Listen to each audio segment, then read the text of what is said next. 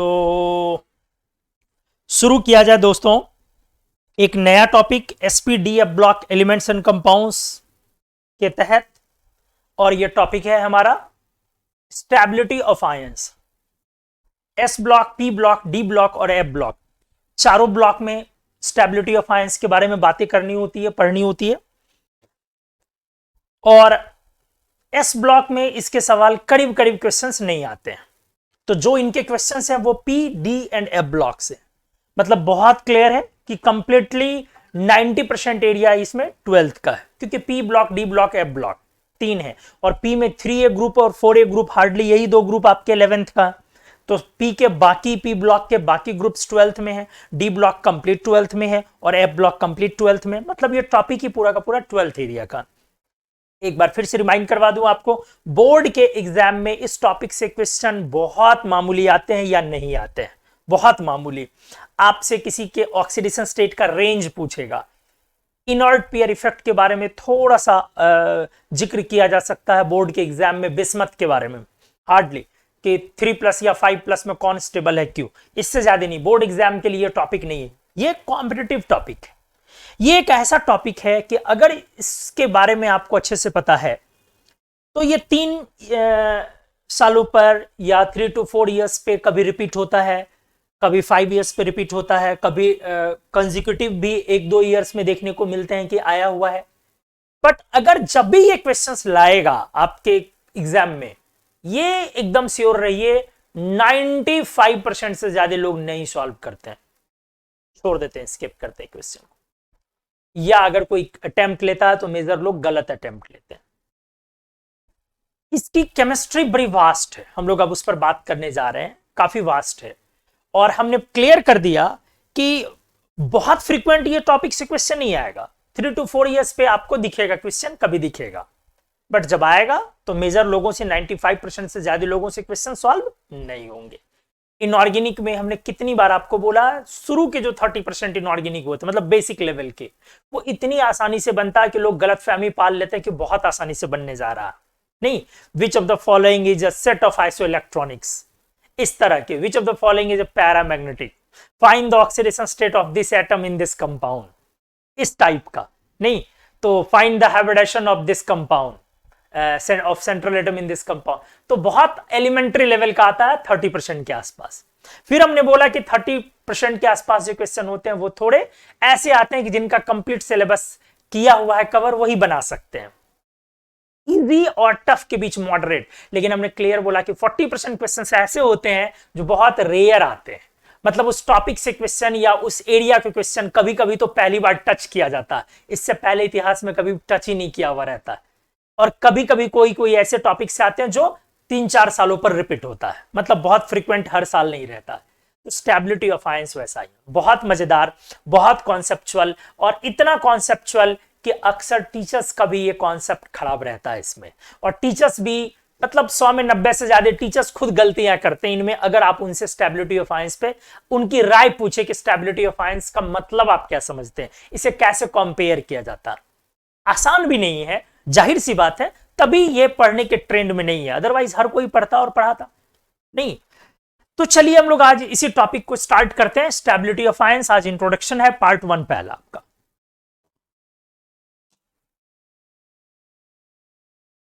कोई आयन के स्टेबिलिटी का मतलब क्या है, what does it mean, stability of ion का मतलब क्या है।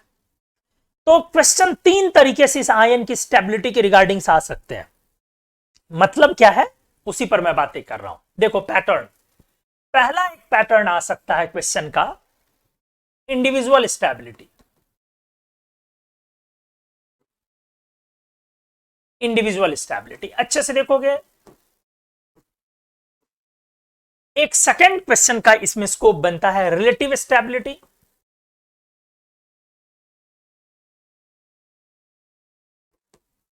और एक तीसरा स्कोप बनता है स्टेबिलिटी की वजह से रेडॉक्स नेचर।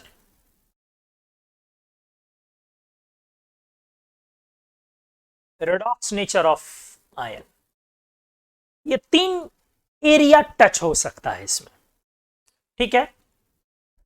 तो ठीक है, हमने बोला कि ये तीन तरह के क्वेश्चन आते हैं। एक इंडिविजुअल स्टेबिलिटी, जैसे मैं 2015 ये 13 हर साल रहता है, बहुत फ्रीक्वेंट। जेई एडवांस्ड का भी है क्वेश्चन 2015 में, वो भी क्वेश्चन है। नीट का 2013 में वो भी क्वेश्चन है। मैं कुछ कुछ करवा के यहां पे दिखाता हूं। जैसे देखो, इंडिविजुअल स्टेबिलिटी से सवाल आपको कैसे है, मैं क्वेश्चन लिख रहा हूं, ध्यान से देखोगे।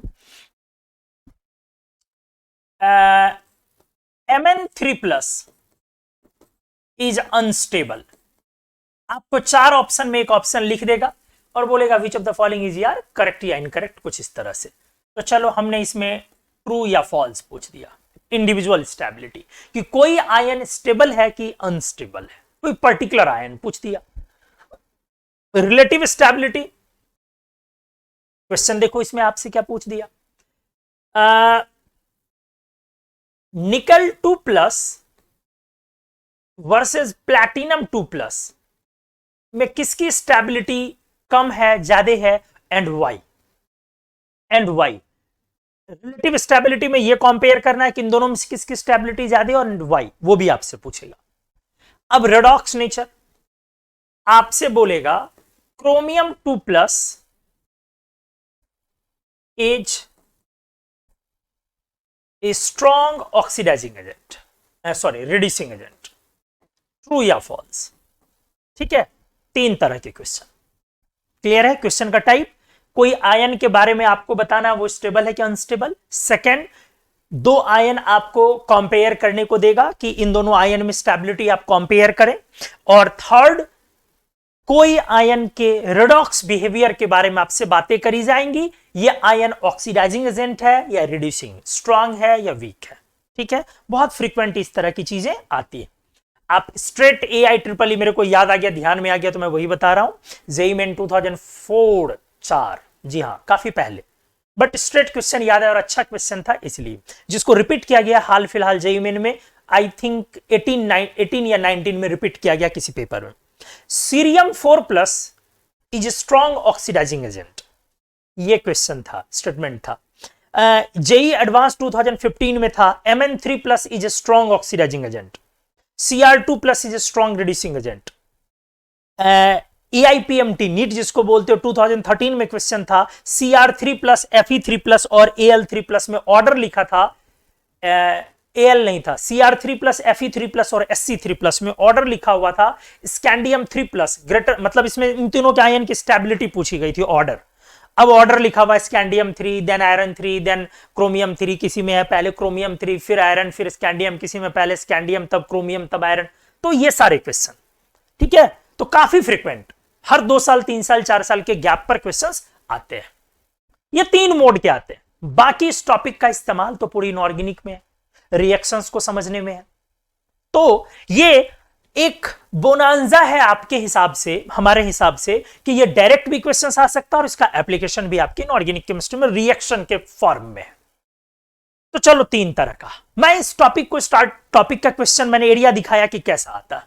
अब मान लो कि मैं एक लेके चलता हूं आपको, let copper plus, copper 1, copper plus को बोलते हो, एंड कॉपर 2 आयंस। ठीक है, और इन्हीं तीनों चीजों की चर्चा करी जाए, इसी 3 क्वेश्चन का यहां भी। ठीक से पहले इंडिविजुअल स्टेबिलिटी, रिलेटिव स्टेबिलिटी पर बातें कर ले, फिर उस पर हम लोग आ जाइए। सामान्य स्टूडेंट कैसे बनाएगा? कॉपर 1, आप क्या लिखेंगे सर? कॉन्फ़िगरेशन है आर्गन 4s1 3d10। आप एक इलेक्ट्रॉन निकालेंगे तो 4s0 3d10 हो जाएगा। और वर्सेज आप जब कॉपर 2 लिखेंगे तो आर्गन 4s0, अब 3d9 एक और निकल जाएगा। अगर मैं बोलूं दोनों में से कौन आयन स्टेबल होगा, तो आप बहुत स्ट्रेट बोलेंगे कि 3d10 सर ये फुल फील्ड कॉन्फ़िगरेशन है। अच्छे से देखेंगे दोस्त आप, बहुत, ये फुल फील्ड कॉन्फ़िगरेशन है, अच्छे से देखोगे तो बोलोगे क्या कि दोनों में से कौन आयन स्टेबल है, कॉपर 1 या कॉपर 2? बोलोगे sir copper 1 full field stable है, फुल फील्ड है, इसीलिए कॉपर 1 की स्टेबिलिटी ज्यादा होगी। ये देखिए आपने लगाया इस तरह से, क्या लगाया, कॉपर 1 और फिर कॉपर 2।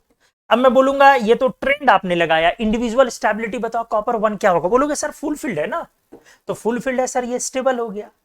अब फिर मैं बोलूंगा कॉपर 2 बताओ, तो बोलोगे सर ये पार्शियली फील्ड है, मतलब D9 स्टेबल नहीं हो सकता है, वो D10 में जाना चाहेगा, ये अनस्टेबल हो गया। अब मैं अगली बातें करूंगा, आप रिडॉक्स बिहेवियर बताएं, अच्छे से सुने। रिडॉक्स बिहेवियर मैं एक बार फिर रिपीट कर रहा हूं।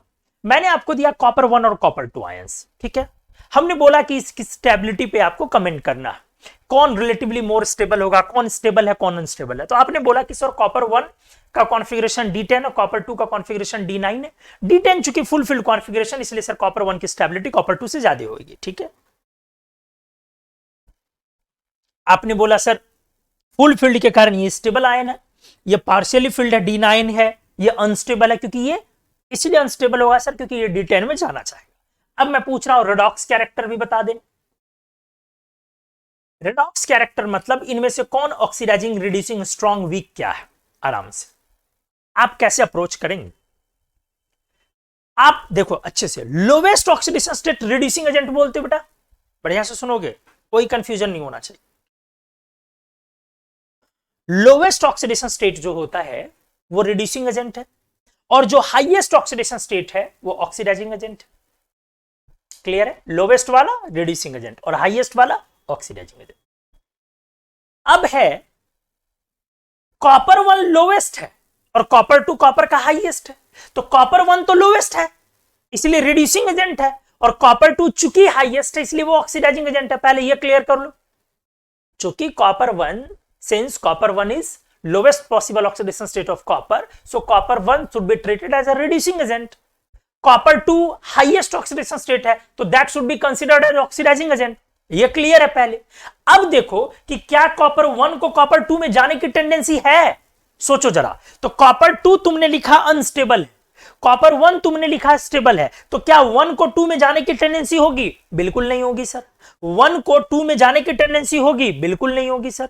2 को, तो 1 को 2 में जाने की टेंडेंसी नहीं होगी, इसलिए ये रिड्यूसिंग एजेंट तो है बट वीक है।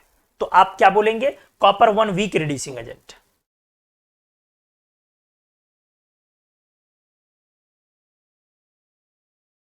वर्सेज। अब कॉपर 2 पर आते हैं, चूंकि कॉपर 2 हाईएस्ट ऑक्सीडेशन स्टेट है इसलिए पहले ही ऑक्सीडाइजिंग एजेंट हो गया। कॉपर 2 हाईएस्ट ऑक्सीडेशन स्टेट है इसीलिए ऑक्सीडाइजिंग एजेंट है। अब पॉइंट क्या है कि चूंकि इसको 1 में जाने की टेंडेंसी होगी क्योंकि 1 स्टेबल है, 2 को 1 में जाने की टेंडेंसी होगी क्योंकि 1 स्टेबल है, इसीलिए कॉपर 2 आपका टेंडेंसी होने के कारण स्ट्रॉन्ग एजेंट हुआ। और कौन एजेंट, तो वो तो पहले डिसाइड कर चुके हैं, ऑक्सीडाइजिंग एजेंट, तो ये स्ट्रॉन्ग ऑक्सीडाइजिंग एजेंट है। अगर समझ में नहीं आया तो आप एक बार बताएं। मैंने ये क्लियर करा अभी तक आपके नजरिए से, अभी मैंने नहीं पढ़ा है, एक आम स्टूडेंट कैसे अप्रोच करता है मैंने अभी वो सिखाया, फिर मैं अपना नजरिया बताऊंगा। तो पहले ये क्लियर कर लो कि मैंने किस तरीके से आपको ये आप ही की भाषा में बात करी है, आपकी भाषा है ये, क्या ये क्लियर है, पहले हाँ ना एक बार लिख दो। हमने लिखा copper 1 full field stable, copper 2 unstable, इसलिए इसकी स्टेबिलिटी ज्यादा, और हमने लिखा चूंकि ये लोवेस्ट ऑक्सीडेशन स्टेट है कॉपर 1 इसलिए रिड्यूसिंग एजेंट, ये रिड्यूसिंग एजेंट, और चूंकि ये ऑक्सीडेशन स्टेट हाईएस्ट है इसलिए ऑक्सीडाइजिंग एजेंट। अब चूंकि 1 को 2 में जाने की टेंडेंसी नहीं होगी इसलिए वीक रिड्यूसिंग एजेंट, और 2 को 1 में आने की टेंडेंसी होगी इसीलिए स्ट्रॉन्ग ऑक्सीडाइजिंग एजेंट। पहले यहां तक का मामला क्लियर है, हाँ ना बता लें आप लोग एक बार, हाँ ना प्लीज।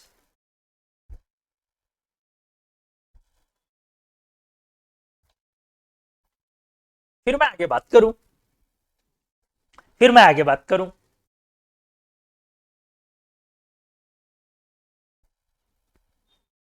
तीन तरह के questions, individual stability, relative stability और redox nature of ion.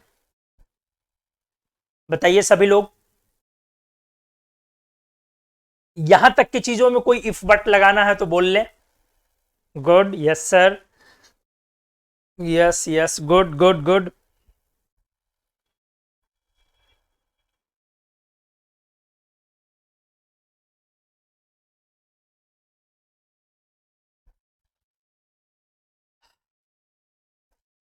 Good. अब मैं अपना नजरिया लगा रहा हूं इसमें, ठीक है।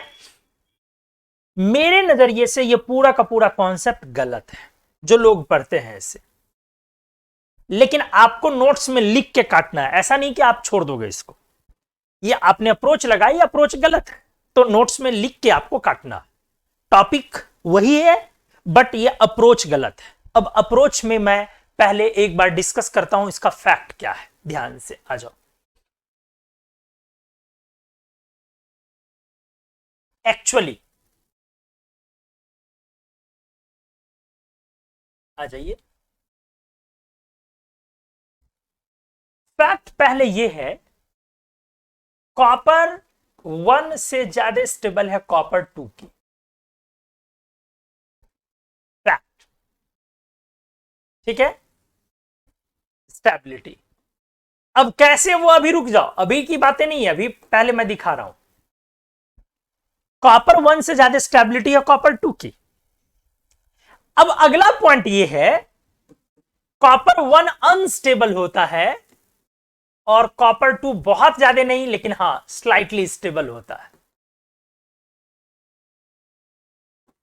अब आप सोचें, बढ़िया से आते जाए, हमने फैक्ट बताया, कॉपर 1 अनस्टेबल होता है, कॉपर 2 स्लाइटली स्टेबल। आपने कॉपर 1 को कॉन्फ़िगरेशन लिख के क्या कर दिया, स्टेबल, और कॉपर 2 को आपने क्या कर दिया, अनस्टेबल।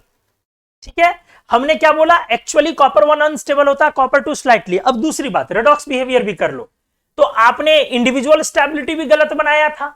इंडिविजुअल स्टेबिलिटी में इसको स्टेबल लिखा था और उसको अनस्टेबल। रिलेटिव स्टेबिलिटी भी गलत बनाया था, रिलेटिव स्टेबिलिटी में आपने इसको ज्यादा दिखाया। अब आइए रेडॉक्स नेचर, ये तो तय है कि ये लोवेस्ट ऑक्सीडेशन स्टेट है तो रिड्यूसिंग एजेंट, ये हाईएस्ट ऑक्सीडेशन स्टेट है तो ऑक्सीडाइजिंग एजेंट। अब चूंकि ट्रेंड पलट चुका है, आप ही देखिए कि कॉपर 1-2 में जाना चाहेगा कि नहीं, बिल्कुल जाना चाहेगा। हाँ जाना चाहेगा। क्यों जाना चाहेगा, ये 1-2 में जाना चाहेगा क्योंकि वो स्टेबल है आराम से। लेकिन ये चूंकि अनस्टेबल है, तो इसकी कहानी ये है कि कॉपर 1 फास्टली डिस्प्रोपोर्शनेट्स, अच्छे से देखिएगा बेटा, डिस्प्रोपोर्शनेट्स इन एक्वस सॉल्यूशन। ये एक्वस सॉल्यूशन में काफी तेजी से डिस्प्रोपोर्शनेट कर जाता है, काफी तेजी से, फास्टली डिस्प्रोपोर्शनेट्स इन एक्वस सॉल्यूशन और इन एसिड मीडियम, या एसिड सॉल्यूशन भी लिख सकते हैं। डिस्प्रोपोर्शनेट कर जाता, मतलब कॉपर 1 को अगर आप बना के रखेंगे तो ये रहेगा ही नहीं, ये इलेक्ट्रॉन लूज करके कॉपर 2 में चला जाएगा। क्योंकि इलेक्ट्रॉन लूज हुआ, लॉस ऑफ इलेक्ट्रॉन ऑक्सीडेशन हुआ, तो सिर्फ लूज तो होगा नहीं, कोई ना कोई तो गेन करेगा इसके लूज किए हुए इलेक्ट्रॉन को। तो 1 मोल कॉपर लूज करेगा और 1 मोल कॉपर गेन करेगा, और गेन करके वो क्या बना लेगा, copper solid metal. Copper solid हो गया, सॉलिड मेटल। तो ये डिस्प्रोपोर्शनेट कर गया। कहानी को समझते जाइए। कॉपर 1 कलरलेस होता है, कॉपर 1 कैसा होता है, कलरलेस, और कॉपर 2 पेल ब्लू होता है, हल्का सा ब्लू कलर का। अब आप ही सोचे, aqueous solution of copper plus ion कैसा होगा, कलरलेस नहीं हो पाएगा, पेल ब्लू सॉल्यूशन होगा, क्योंकि कॉपर 1 तो टिकेगा ही नहीं। जैसे ही आप कॉपर 1 को सॉल्यूशन में रखेंगे तो कॉपर 1 तो टिकेगा नहीं, वो डिस्प्रोपोर्शनेट कर जाएगा, वो कॉपर 2 प्लस में चला जाएगा, और ये तो खैर क्या हो गया, आपका सेटल हो गया, नीचे जाके मेटल बन गया। तो आप ये बोलेंगे इस तरह से, solution of copper 1 is 10 blue. समझिए बात को, जबकि कॉपर 1 का खुद का कलर नहीं है। तो अगर आपसे कॉपर 1 का कलर पूछेगा तो कलरलेस बोलेंगे, बोलेगा कि कॉपर 1 का सॉल्यूशन का कलर क्या होगा, तो आप बोलेंगे ब्लू सॉल्यूशन। वजह, कॉपर 1 अपने आप को कन्वर्ट कर लेगा कॉपर 2 में। समझते जाइए, तो मिलान रखे, अच्छे से समझने वाले हैं आप, बढ़िया से मैं क्लियर करूंगा। तो हमने बोला कि चूंकि कॉपर 1 अनस्टेबल है, वो डिस्प्रोपोर्शनेट कर जाता है, तो अब ये टिकेगा ही नहीं, तो आप कैसे बोलेंगे कि ये कौन एजेंट हुआ, ये डिस्प्रोपोर्शनेट कर जाएगा 2 और कॉपर में, रिडक्शन ऑक्सीडेशन दोनों हो गए। इसीलिए इसके बारे में आप नहीं लिख सकते कि स्ट्रॉन्ग रिड्यूसिंग एजेंट, अगर आप लिखना भी चाहें तो। मैंने क्या बोला, आप इसके बारे में नहीं लिख सकते स्ट्रॉन्ग, क्योंकि आप देख रहे हैं कि इसको 2 में जाने की टेंडेंसी है, बट ये अच्छे से देखिए 2 में कैसे जा रहा है, डिस्प्रोपोर्शनेशन के थ्रू जा रहा है और ऑटो डिस्प्रोपोर्शनेशन हो रहा है इसका। तो ये स्ट्रॉन्ग रिड्यूसिंग एजेंट चाह के भी आप नहीं लिख सकते हैं। आप लिखना चाह रहे थे स्ट्रॉन्ग, क्यों लिखना चाह रहे थे? क्योंकि सर 1 को तो 2 में जाने की बहुत अच्छी टेंडेंसी होगी ना, क्योंकि 2 स्टेबल है। अब आ जाइए, पहले तो ये क्लियर किया कि आप इसके बारे में कुछ ना लिखें, बस रिड्यूसिंग एजेंट लिख के छोड़ दें। अब आ जाइए 2 के बारे में बात करें। 2 1 में बिल्कुल नहीं जाना चाहेगा, इसलिए ऑक्सीडाइजिंग एजेंट है, बट कैसा होगा? Weak oxidising agent. तो कितने अच्छे पॉइंट हमने डिस्कस करे कि copper 2 plus weak oxidising agent. आपने थोड़ी देर पहले क्या लिखा था कॉपर 2 प्लस के बारे में? ये strong oxidising agent, highest oxidation state मतलब ऑक्सीडाइजिंग एजेंट। आपने थोड़ी देर पहले लिखा था कि copper 2 is strong oxidising agent, ये भी गलत लिखा था। आपने थोड़ी देर पहले लिखा था कि copper 1 is more stable than copper 2, हमने पढ़ा copper 2 is more stable than copper 1। आपने थोड़ी देर पहले लिखा था कि स्टेबिलिटी ट्रेंड और इंडिविजुअल में कॉपर 1 स्टेबल है और कॉपर 2 अनस्टेबल है। आया क्या? कॉपर 1 स्टेबल है और कॉपर 2 स्टेबल, उल्टा आया। तो आप समझिए, मतलब आपकी अगर अभी तक आदत है कि आप किसी कॉन्फ़िगरेशन को किसी आयन की स्टेबिलिटी को महज कॉन्फ़िगरेशन देख के डिसाइड कर लेने की आदत है, जो आमतौर पर लोगों की आदत है, सामान्य लोग ऐसा ही करते हैं, तो यह काफी गलत आदत है। आप जब न तब कभी भी हार जाएंगे, गड़बड़ कर लेंगे इसमें। इसका कॉन्सेप्ट कुछ और है। अब हम लोग कॉन्सेप्ट की तरफ चले। अभी एक मिसकॉन्सेप्शन हमने दूर किया, आपको एक सावधानी दी, हमने एक इलस्ट्रेशन चेतावनी आपको दी कि भाई साहब ध्यान रखिए, स्टेबिलिटी ऑफ आयन का मतलब यह बिल्कुल नहीं होता है कि आप इलेक्ट्रॉनिक कॉन्फ़िगरेशन कर दें और स्टेबल कॉन्फ़िगरेशन आ गया तो आप बोल दें कि यह आयन स्टेबल होगा। इसका कॉन्सेप्ट कुछ और रहेगा। अब मैं उस डायरेक्शन में बातें करता हूं। आ जाइए अब अगले कॉन्सेप्ट की तरफ ध्यान से। पहले ये वाला मेरे को एक बार और कंफर्म कर दें आप लोग। ये पेज पहले क्लियर, बस इसका रीजन अभी नहीं मैं बता रहा हूं। ये पेज क्या क्लियर हुआ अच्छे से सभी लोगों का कि प्रैक्टिकली कॉपर 1 अनस्टेबल है और कॉपर 2 स्लाइटली स्टेबल है प्रैक्टिकली। अब इसी के आधार पे हमने बाकी पूरी कहानी बनाई कि चूंकि वो अनस्टेबल है तो ये डिस्प्रोपोर्शनेट कर जाता है एक्वस सॉल्यूशन में और वो कॉपर 2 और कॉपर में जाता है। कॉपर 1 को कलरलेस होना चाहिए, बट कॉपर 1 का सॉल्यूशन कलरलेस नहीं होता, ब्लू होता है, क्योंकि वो डिस्प्रोपोर्शनेट कर जाता है और कॉपर 2 का कलर ब्लू है। फिर हमने समझाया ये रिड्यूसिंग एजेंट है, ये ऑक्सीडाइजिंग। चूंकि 2 1 में नहीं जाना चाहेगा इसलिए वीक ऑक्सीडाइजिंग एजेंट।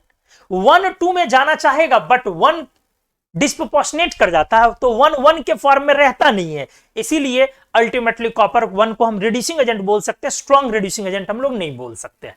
क्या यहां तक वाला मामला अच्छे से क्लियर हो गया या नहीं? प्लीज एक बार कंफर्म कर दे मेरे को प्लीज सभी लोग, फिर मैं आगे बढ़ता हूं।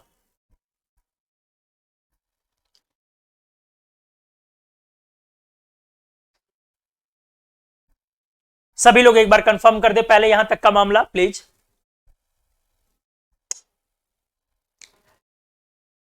आइए अब हम लोग इसके कॉन्सेप्ट पर हम लोग चलते हैं, मतलब स्टेबिलिटी ऑफ आयन का बेसिक कॉन्सेप्ट। आइए सबसे पहले समझिए कोई भी आयन होने का मतलब क्या है।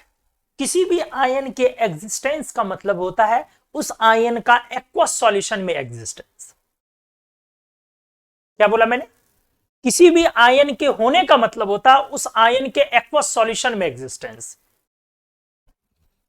अच्छा, आप सोडियम आयन बनाते हो, अच्छे से सुनोगे, तो सोडियम आयन जो बनाते हो तो वो किस में बनाते हो? सोडियम आयन इलेक्ट्रॉन का लॉस किस फेज में कराते हो? सॉलिड के, लिक्विड के, गैस? जल्दी बताओ। मैंने बोला कि सोडियम आयन अगर बनाते हो तो लॉस ऑफ इलेक्ट्रॉन किस फेज में करते हो? सॉलिड के, लिक्विड के, गैस? जल्दी बोलो। करवाया हमने। किस फेज में इलेक्ट्रॉन का लॉस करवाते हैं आप? आयन बनाते जो हैं वो किस में? बिल्कुल एग्जैक्टली गैस। कोई भी आयन हम लोग, आयोनाइजेशन एनर्जी हम लोगों ने पढ़ा है, it is the amount of energy required to remove an electron from the outermost orbit of an isolated gaseous atom. तो जब भी हम आयन फॉर्म करते हैं तो वो गैस फेज में फॉर्म करते हैं, आयन को बनाते हैं, बट वो आयन स्टेबल नहीं होता बेटा, बिल्कुल भी। आयन की स्टेबिलिटी का मसला है तो एक्वस सॉल्यूशन में जाना है। सर क्यों एक्वस सॉल्यूशन में जाना है? स्टेबिलिटी के लिए एक्वस सॉल्यूशन क्यों जाना है? अगर एक्वस नहीं बोलोगे तो कोई दूसरा सॉल्वेंट बोलना पड़ेगा, बट कोई सॉल्वेंट लेना होगा। क्यों सर? आयरन को लेके चलो, आयरन के आयंस Fe आयंस, ध्यान से देखें, लेट Fe आयंस। तो आयरन के आयंस अगर आपने लिए तो आप बोलेंगे कि सर मैं Fe पर 3+ गैस ले लूं, लेकिन ये आयन नहीं है, आयन ये है। मतलब जो आप आयन बोलते हैं Fe आयन, तो वो ये है, वो नहीं है, वो ये है। क्यों? ये जो है ना, ये एनर्जेटिकली अनस्टेबल स्टेट है, ये एनर्जेटिकली अनस्टेबल स्टेट है। कैसे? आयरन लोहे के टुकड़े को कभी आपने गर्म करके रेड हॉट करके छुआ है? नहीं छू सकते। सोचिए जरा, जैसे ही आपने इसको एनर्जी दी, रेड हॉट आयरन को आप टच नहीं कर सकते। अब सोचो हमें इलेक्ट्रॉन निकालना है, अभी वो सॉलिड है, इसे मेल्ट करना है। क्या मेल्ट जब हो जाए तो मोल्टन आयरन के बर्तन में उंगलियां डाल सकते हो? अब गैस करना है, क्या गैसियस आयरन में अपनी उंगलियां डाल सकते हो? अब और एनर्जी देके इलेक्ट्रॉन निकालना है। फर्स्ट एक इलेक्ट्रॉन निकालना I1 देके, फिर एक निकालना I2 देके, फिर एक निकालना I3 देके। क्या आयरन 3+ के गैस को एक चैम्बर में डाल दिया जाए और आपको उसमें छोड़ दिया जाए, क्या आप वहां 10 सेकंड जिंदा रह सकते हैं? नहीं, आप इवेपोरेट कर जाएंगे, आपकी पूरी बॉडी इवेपोरेट कर जाएगी, आप वेपर में कन्वर्ट हो जाइएगा आयरन 3+ गैस के चैम्बर में अगर आपको डाला जाए। समझ रहे ना क्यों? क्योंकि हमने आयरन को यहां सॉलिड भी नहीं, लिक्विड भी नहीं, गैस में ले गए हम, और गैस में ले जाने के बाद और एनर्जी दे करके, इसे आयनेशन एनर्जी लगा लगा करके यहां से हमने इलेक्ट्रॉन निकाला है। तो आयरन 3+ जो है वो एनर्जेटिकली अनस्टेबल स्टेट है। ठीक है, तो हमें क्या करना पड़ता है? हमने जितनी एनर्जी बढ़ाई है वाटर में या किसी सॉल्वेंट के प्रेजेंस में, हम इसको स्टेबलाइज करते हैं। तो आप यहां लिख सकते हैं इसके बारे में, can be stabilised by presence of solvent, solvation नहीं, प्रेजेंस ऑफ लिख दिया तो प्रेजेंस ऑफ सॉल्वेंट लिखना होगा, सॉल्वेंट और अनायंस। क्या मतलब हुआ? अच्छे से सीखो। कोई भी आयन को, या तो आप, कोई भी आयन है, या तो इस आयन को आप स्टेबलाइज कर सकते हैं, इसकी बढ़ी हुई एनर्जी को stabilised in the presence of, stabilised by लिखते हैं, हटाओ ने, स्टेबलाइज्ड बाई सॉल्वेशन। या तो सॉल्वेशन के द्वारा स्टेबलाइज्ड होगा, या नहीं तो stabilised by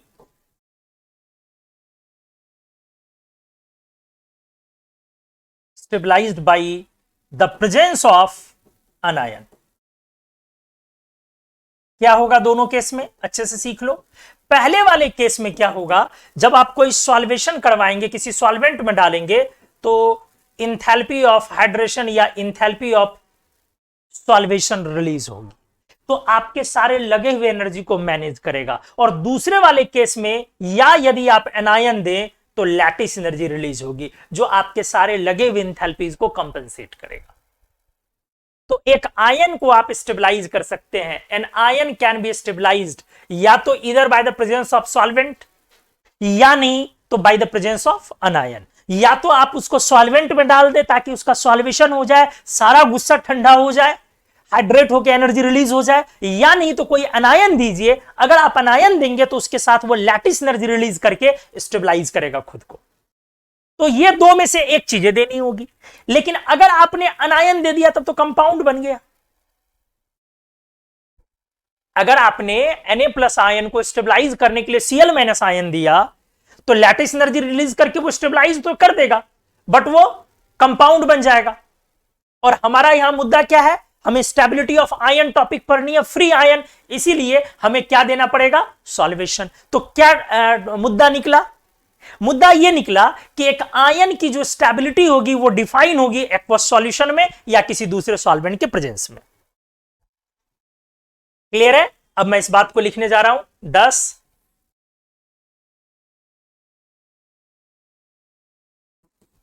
stability of an ion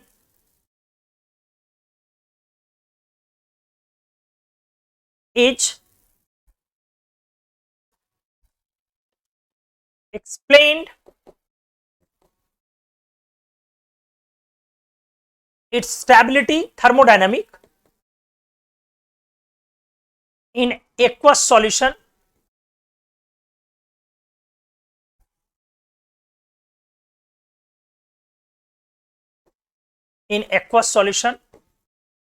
or in presence of any other solvents, या कोई दूसरा भी सॉल्वेंट्स हो सकता है, लेकिन हम लोग के सिलेबस में वाटर ही होता है, हम लोग वाटर पे ही बात करते हैं। ठीक है, इस तरह से एक आयन की जो स्टेबिलिटी है वो कंसीडर की जाती है, अंडरस्टूड है स्टेबिलिटी ऑफ एक आयन, एक्सप्लेन की जाती है, stability of an ion is explained,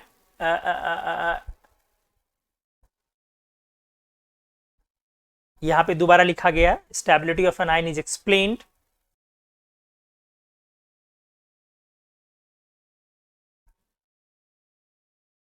ठीक है, यहां पे एक्सप्लेन इन एक्वस सॉल्यूशन, इसको ऊपर कर देता हूं, सेंटेंस ये फ्रेम हो जाएगा। ठीक है, या किसी सॉल्वेंट के प्रेजेंस में। क्लियर हो गया? ठीक है, क्यों जरूरी है कोई सॉल्वेंट या एक्वस सॉल्यूशन, हमने क्लियर किया। हमने बोला कि आप जितनी इंथैल्पीज बढ़ाएंगे उसको क्या करना चाहिए, सेटिस्फाई करना चाहिए। आपने उसको एनर्जेटिकली अनस्टेबल कर दिया, एनर्जी देने से स्टेबिलिटी बढ़ती नहीं है, स्टेबिलिटी घटती है, तो आपने एनर्जी दे दे के उसको डिस्टेबलाइज कर दिया, तो अब उसको वापस से क्या करना है, स्टेबलाइज करना। इसीलिए स्टेबिलिटी जब भी डिफाइन होती है तो कहां पे, एक्वस सॉल्यूशन में। पहला स्टेप सिर्फ इस पेज में ये हमने एक्सप्लेन करा कि कोई आयन आप अगर बोलते हैं तो आप समझे या ना समझे, उसका एकदम अंडरस्टूड है कि एक्वस आयन की बात होती है, फ्री आयन की। Na+ गैसियस हो सकता है लेकिन वो मीनिंगलेस है, क्योंकि वो एनर्जेटिकली काफी अनस्टेबल है, बहुत ज्यादा उसकी एनर्जी है। Fe2+, अगर आप बोलते हैं कहीं पर फेरस आयन तो इसका मतलब होता है Fe2+ एक्वस। अगर आप कहीं बोलते हैं क्यूप्रिक आयन, उसका मतलब होता है Cu2+ एक्वस, मतलब ही होता। आपको बातें समझ में आ गई होंगी कि एक्वस क्यों, क्योंकि अगर आपने एक्वस नहीं बोला तो वो तो एनर्जेटिकली अनस्टेबल है। इसीलिए हमने जो उस आयन को बनाने में आयोनाइजेशन एनर्जी लगाया, इलेक्ट्रॉन निकालने में, या जो भी एनर्जी खर्च करा, आगे एक्सप्लेन होगा, उन सबको न्यूट्रलाइज करना, स्टेबलाइज करना, जितना हमने उसके पीछे इन्वेस्टमेंट करा उससे ज्यादा रिलीज कर दे, उसकी एनर्जी डाउन हो जाए। तो इसीलिए जरूरी है कि उसे किसी सॉल्वेंट में डालो या वाटर में डालो। जैसे ही वाटर में डालोगे हाइड्रेशन हो जाएगा, हाइड्रेशन एनर्जी जो लिबरेट होगी, अगर वो सारे कंज्यूम किए हुए एनर्जी से ज्यादा हो जाएगी हाइड्रेशन एनर्जी, तो आपका वो आयन स्टेबलाइज हो जाएगा खुद ब खुद। ठीक है, तो आगे इस पर हम लोग डिटेल में बात करते हैं। इस पेज में हमने सीधा बस यही बोला कि एक आयन को या तो आप स्टेबलाइज करवा सकते हैं या तो बाय द सॉल्वेशन, या करवा सकते हैं by the presence of an ion, तो लैटिस एनर्जी रिलीज होगी, बट इस केस में वो कंपाउंड बन जाएगा। आयन बनना है तो सॉल्वेशन। अगले पेज में आते हैं हम लोग। अब इसके एनर्जेटिक्स पे बात करते हैं, किन चीजों पे डिपेंड करेगा। आयन की स्टेबिलिटी बहुत सारी चीजों पर डिपेंड करती है। अब यहां से मामला थोड़ा पेचीदा। हमने बोला आयन की स्टेबिलिटी बहुत सारी चीजों पर डिपेंड करती है। उसका गिब्स फ्री एनर्जी चेंज, कोई भी प्रोसेस का होने का डेल्टा जी, ठीक है, डेल्टा जी फॉर्मेशन। उसके अलावे आयन का कई बार क्रिस्टल फील्ड स्टेबलाइजेशन भी उसको डिसाइड करता है कि स्टेबल है कि नहीं, उस पर भी डिपेंड करता है। बट क्रिस्टल फील्ड स्टेबलाइजेशन अभी थोड़ा आप नहीं पढ़े हो, इसलिए हम लोग जो पढ़े हो उसके बेसिस पर निकालते हैं। चलो आज मैं क्या बोल रहा हूं। There are so many factors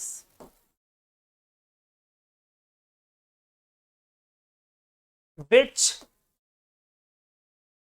affect thermodynamically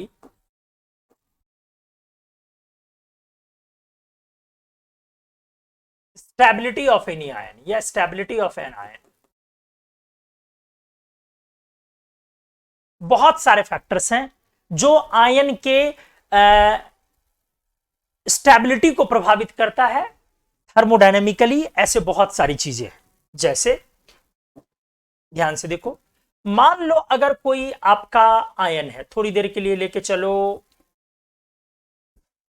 zinc, कुछ भी ले सकते हो, जिंक एल्यूमिनियम जो लेना ले लो, या कॉपर लेना है तो कॉपर ही ले सकते हो।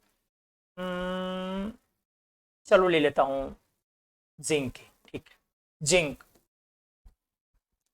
आपको इस आयन को कन्वर्ट करना है किस में बेटा? आपने पढ़ लिया एक्वस,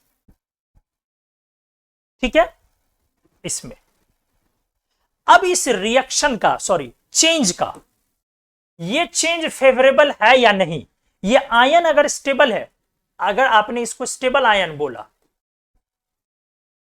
तो इसका मतलब है, स्टेबल आयन है तो इसका मतलब है कि इसका जो डेल्टा जी नॉट फॉर्मेशन आप निकालोगे, डेल्टा जी नॉट फॉर्मेशन, अगर ये स्टेबल आयन है तो इसका delta G not formation less than 0 होगा। बहुत क्लियर है।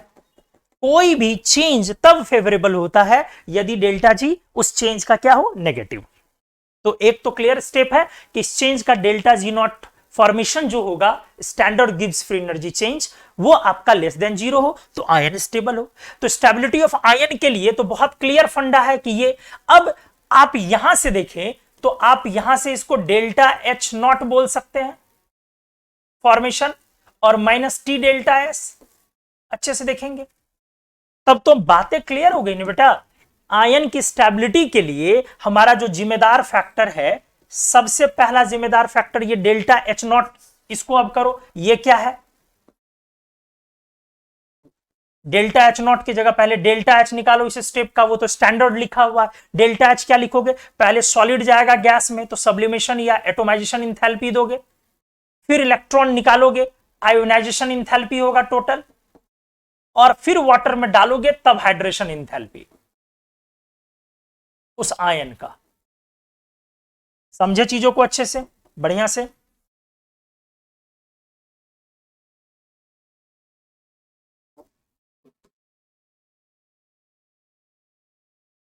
क्या बोला हमने? अच्छे से देख लो।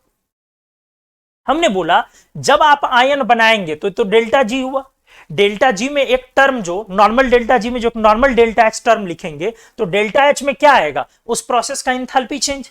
तो इंथैल्पी चेंज में क्या सब आएगा? सबसे पहले इलेक्ट्रॉन निकालने से पहले सॉलिड को ले जाओगे, किसी भी गैस में कन्वर्ट करोगे, जब गैस में कन्वर्ट करोगे तो आपको सब्लिमेशन इंथैल्पी देनी होगी। जब वो गैस में चला गया, अब इलेक्ट्रॉन निकालना स्टार्ट करोगे तो आयोनाइजेशन लगाओगे, अब उसके बाद वाटर में डालोगे तो हाइड्रेशन रिलीज होगा।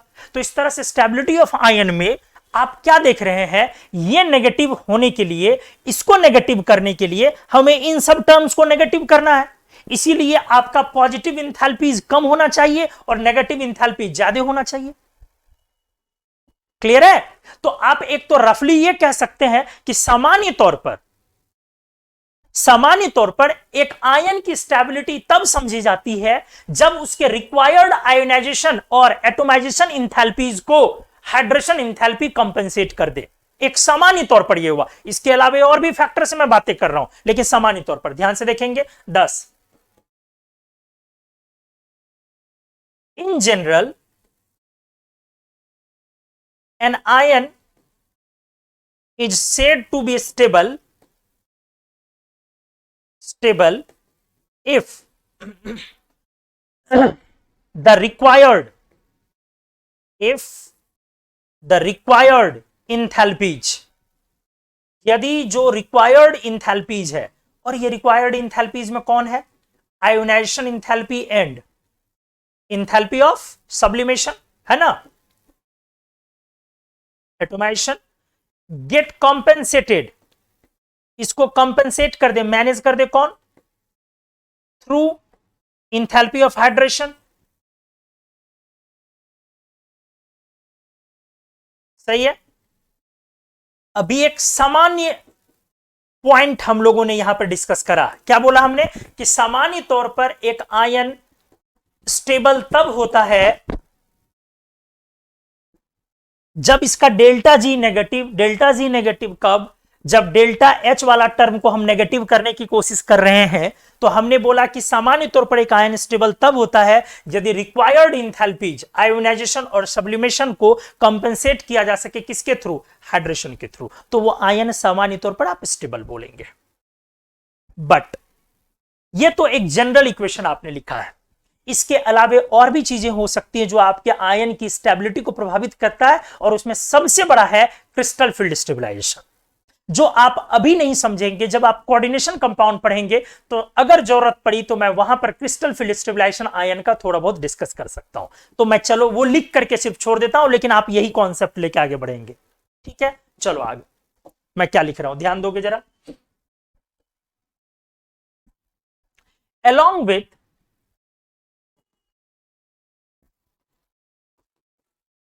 with the compensation of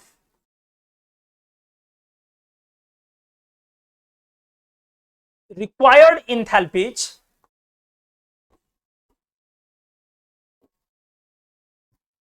crystal field stabilization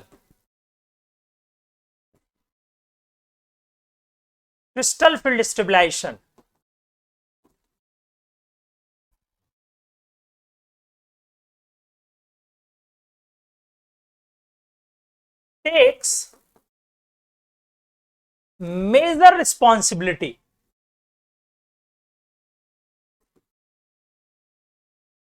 for stability of transition metal ions mainly।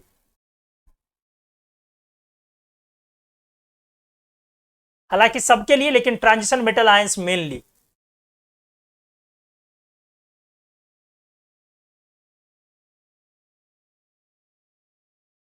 क्या लिखा हमने, हमने लिखा कि along with compensation of required enthalpies, required enthalpy compensate हो जाएगा आयोनाइजेशन और सब्लिमेशन, हाइड्रेशन से तो आपने लिया डेल्टा जी नेगेटिव होगा। तो उसके अलावे जो एक और इंपॉर्टेंट चीज है वो है crystal field stabilisation takes major responsibility for stability of transition metal ions mainly. Crystal field stabilisation, what is this? हमने बोला कि अभी आप इस चीज को नहीं समझेंगे, जैसे थोड़ा सा मैं इसको ब्रीफ ऐसे हल्का एक एग्जांपल लेता हूं, लेकिन आप नहीं समझेंगे, क्लियर है, जब तक आप कोऑर्डिनेशन नहीं पढ़ेंगे। जैसे एग्जाम्पल के तौर पे Mn4+ इज स्टेबल Y, ठीक है। Mn4 की स्टेबिलिटी के पीछे का कारण क्या है जरा देखेंगे। तो Mn4+ जब आप लिखेंगे तो Mn4 मतलब होता है 3d3। तो जैसे ही ये वाटर में आयन है तो इसका जो D का 5 ऑर्बिटल है ना बेटा, इसके पास D के पास 5 ऑर्बिटल है, तो जैसे ही वाटर आया तो इसका D ऑर्बिटल 2 लेवल पर स्प्लिट कर जाता है ऐसे, और जो हमारा 3 इलेक्ट्रॉन है ये D ऑर्बिटल ऐसे स्प्लिट कर जाता है, dxy, dyz, dzx, dx² - y² और dz²। और ये जो हमारा D3 है ये ऐसे आ जाता है, मतलब अपने आप में ये एक हाफ फील्ड स्टेट है, ये half field acquiring half field state, ये ऐसे स्प्लिट कर जाता है एनर्जी लेवल। कुछ डी ऑर्बिटल हाई एनर्जी हो जाते हैं, ये आगे सीखेंगे आप, ठीक है। एक्वायरिंग हाफ फील्ड स्टेबिलिटी या हाफ फील्ड स्टेट। तो जिस तरह ये हाफ फील्ड में आया तो इस तरह से Mn4+ एक्वस आपका स्टेबलाइज हो गया, स्टेबल हो गया। क्लियर हुआ? बहुत अच्छा है ये। सिमिलरली, ठीक इसी तरीके से सिमिलरली क्रोमियम 3+ जो है is stable due to crystal field stabilisation effect. इसका भी सेम वही लॉजिक है। अब ये क्या है ये बिल्कुल आप नहीं समझेंगे या थोड़ा बहुत समझ सकते हैं, तो यहीं पे हमने दिखाया कि होता क्या है। एक्चुअली एक्वस में ये वाटर आने के साथ हमारे डी ऑर्बिटल का स्प्लिटिंग होता है। डी ऑर्बिटल दो टुकड़े में बट जाता, दो सेट में बट जाता। तो नीचे वाला सेट ना आपस में इसके इलेक्ट्रॉन को लेकर अगर हाफ फील्ड हो गया तो हाफ फील्ड स्टेबल स्टेट होता है, तो ये स्टेबल हो जाएगा।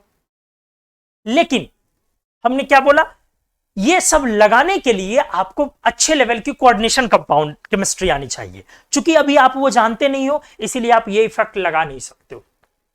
लेकिन हां, ये इफेक्ट लगता है और हमारे सिलेबस में लगता है। ऐसा नहीं कि हमारे सिलेबस में नहीं है, हमारे सिलेबस में लगता है। जब आप कोऑर्डिनेशन कंपाउंड अच्छे से सीखेंगे तब इस पर बातें की जाएंगी कि क्यों Mn4+ स्टेबल हो गया, जबकि Mn4+ का कॉन्फ़िगरेशन वैसा नहीं है। तो इसके पीछे का बड़ा अच्छा लॉजिक क्या है? लॉजिक यही है कि एक्चुअली ये क्रिस्टल फील्ड स्टेबलाइजेशन का इफेक्ट है, और क्रोमियम 3+ का भी सेम वही D3 है, इसलिए यहां भी यही लॉजिक है। तो इस लॉजिक से बाहर निकलिए। हमने क्या बोला, मेनली आपको इसी पे चला जाएगा कि एक आयन को स्टेबल आप तब बोलेंगे जब आयोनाइजेशन और सब्लिमेशन इंथैल्पी को न्यूट्रलाइज करेगा, मैनेज करेगा। कौन? आपका हाइड्रेशन इंथैल्पी। सामान्य तौर पर यही कॉन्सेप्ट लेकर के आप अपने सिलेबस के आयंस की स्टेबिलिटी को डील करेंगे। फिर भी हमने बोला अलोंग विथ इस कॉम्पेंसेशन के और एक जो इंपॉर्टेंट फैक्टर होता है वो होता है क्रिस्टल फील्ड स्टेबलाइजेशन, जो अभी क्लियर नहीं होगा, जो आगे बाद में हम क्लियर करेंगे। अब आ जाइए आगे, बी नंबर अच्छे से देखेंगे। बी, अगर मैं लू, ठीक से देखिए, Mn2+ is stable, Mn2+ is stable why. ठीक से देखिए, अगर हमने बोला कि Mn2+ स्टेबल है, क्यों Mn2+ स्टेबल होता है? क्यों? आप कॉन्फ़िगरेशन निकाल ले चुपके से, हमने लिख दिया वो स्टेबल होता है। तो बेटा ये आ जाएगा 4s0 3d5। तो आप बोलोगे कि सर 3d5 जैसे ही आया तो ये हाफ फील्ड हो गया। आराम से सुनोगे, हाफ फील्ड हो गया, इसीलिए Mn2 स्टेबल हो गया।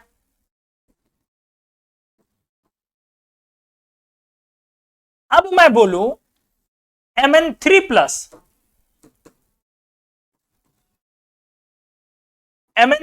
Is unstable Y. आराम से बेटा, सब क्लियर होगा। थोड़ा सा पेशेंस रखिए, बस लेक्चर के बीच से हमें जाना नहीं है, पेशेंस रखना हमें, हम लोग बहुत अच्छे से क्लियर करेंगे चीजों को। हमने बोला Mn2+ स्टेबल है, तो आप बोलोगे कि सर हमने कॉन्फ़िगरेशन निकाला। अब किसी के दिमाग में यह भी आ जाए सर कॉन्फ़िगरेशन निकालना था तो कॉपर प्लस में क्यों नहीं निकाला? सब चीजों के जवाब मिलेंगे बेटा, हर चीजों के जवाब मिलेंगे। वहां हमने कॉपर प्लस को पहले बोल दिया कि अनस्टेबल है, तो इसका मतलब कॉन्फ़िगरेशन पर कोई और चीज भारी पड़ा। हमने यहां लिख दिया कि Mn2+ स्टेबल है, तो आप कॉन्फ़िगरेशन से स्टार्ट करें। हाँ, कॉन्फ़िगरेशन एक्सप्लेन कर रहा है, वेल एंड गुड। तो आपको लिस्ट पता होना बहुत जरूरी है कि कौन स्टेबल है कौन अनस्टेबल है, वो धीरे धीरे आएगा। वेट, हमने लिख दिया Mn3+ अनस्टेबल है, क्यों? अब जरा सोचो क्यों। आप बोलोगे जैसे ही आप Mn2+ बना, अब फर्दर Mn3+ बनाओगे तो 3d5 हाफ फील्ड है। इसका मतलब क्या है? एक इलेक्ट्रॉन निकालना मुश्किल है, इसका जो थर्ड आयोनाइजेशन एनर्जी होगा वो एक्सेप्शनली लार्ज हो जाएगा। और अगर वो third ionization energy exceptionally large हो गया, इसका मतलब है आयोनाइजेशन एनर्जी ज्यादा लग गया और उसको हाइड्रेशन मैनेज नहीं कर पाया होगा। क्योंकि हमने क्या बोला, जितनी इंथैल्पीज आपने बढ़ाए हैं, हाइड्रेशन जब तक उसको मैनेज नहीं करेगा आयन स्टेबल नहीं होगा। तो आप बोलेंगे exceptionally large and it could not be neutralized किसके through? Through heat of hydration. ऐसे जवाब देना होगा।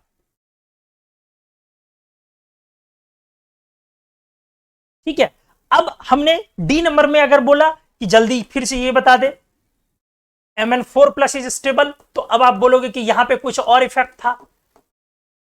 तो आपने क्या देखा? वो क्रिस्टल फील्ड स्टेबलाइजेशन इफेक्ट था, crystal field stabilisation, CFSE effect बोलते हैं हम लोग। तो आपने क्या देखा? Mn का 2+ स्टेबल, Mn का 3+ अनस्टेबल, Mn का 4+ स्टेबल, वापस Mn का 5+ अनस्टेबल। तो क्या ये आप निकाल लोगे? ऐसे नहीं निकलेगा। आपसे जब दिया जाएगा तब आप उसका रीजन फाइंड आउट कर सकते हैं, आप खुद से नहीं निकाल पाएंगे। इसके लिए मतलब एक ब्रॉड विजन चाहिए। जो धीरे धीरे हम लोग सीखेंगे, इसलिए बेहद जरूरी है इस टॉपिक में स्टेबिलिटी, आपकी मेंटल स्टेबिलिटी बहुत जरूरी है, दिमाग से पहले टिकना जरूरी है आपको। आइए अगला मैं दिखाता हूं, ये हमने लिख दिया। अब बातें करते हैं कॉपर वाले आयंस की, आ जाइए।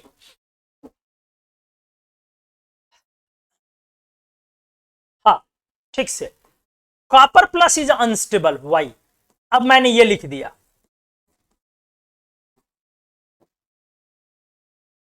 क्या आप यहां कॉन्फ़िगरेशन लॉजिक दे सकते हैं?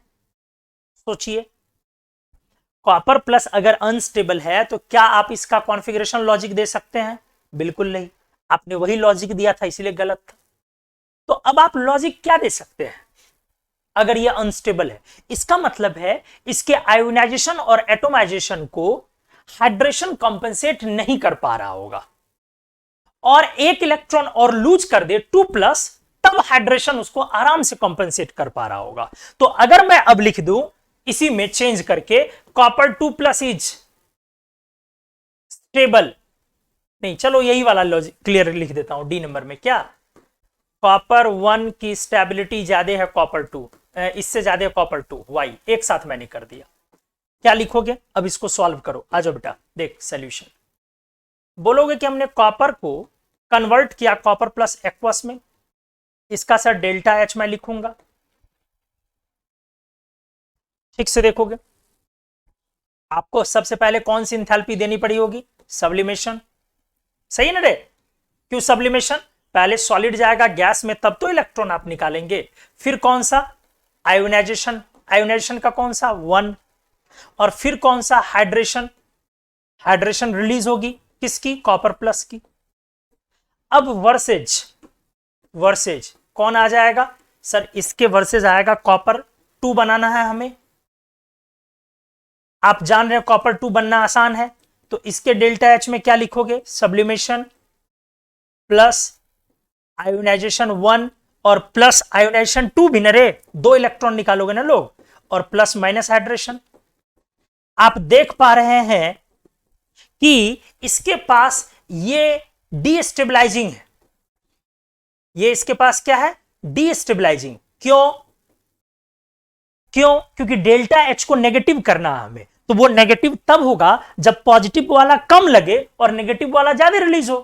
तो ये एक्स्ट्रा लगा है क्योंकि सब्लिमेशन तो दोनों में है, वही सब्लिमेशन है कॉपर का, आयोनाइजेशन 1 भी दोनों में है, तो इसके पास एक्स्ट्रा पॉजिटिव है, ये डीस्टेबलाइजिंग है, लेकिन फिर भी यही ज्यादा स्टेबल है। तो क्यों? एक्चुअली पॉजिटिव चार्ज बढ़ने से हाइड्रेशन एनर्जी बढ़ गया, पॉजिटिव चार्ज बढ़ने से हाइड्रेशन बढ़ गया, कॉपर प्लस से ज्यादा हाइड्रेशन एनर्जी होगी कॉपर 2+ की, हाइड्रेशन एनर्जी बढ़ा, आयोनाइजेशन भी बढ़ा, बट इसको आराम से कॉम्पेंसेट किया ये, इसीलिए कॉपर 2+ ज्यादा स्टेबल हो गया कॉपर +1 से। तो आप क्या लिखेंगे इस तरह से? ध्यान से देखेंगे, आप लिखेंगे 10 due to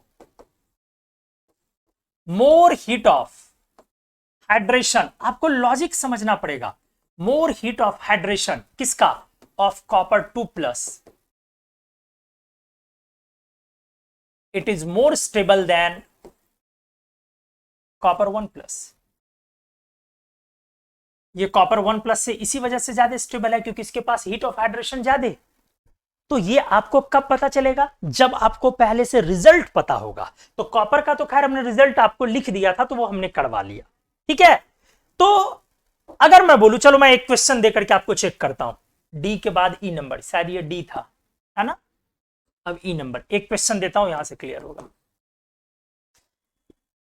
which of the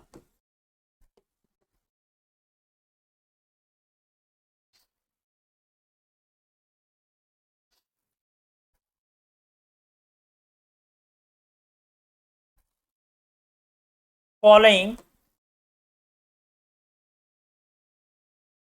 factor या factors favour stability of Al++? Question देख लो अच्छे से। Which of the following factor या फैक्टर्स, कौन सा फैक्टर नीचे Al++ आयन की स्टेबिलिटी को फेवर कर रहा होगा। मैं ऑप्शन रख रहा हूं। Option 1,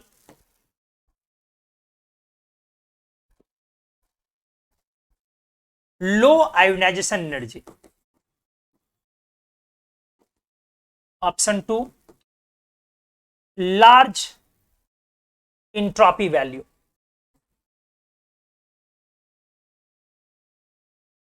third, high heat of hydration.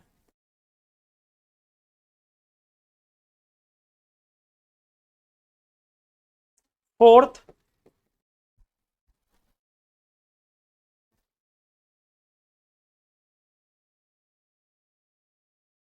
Large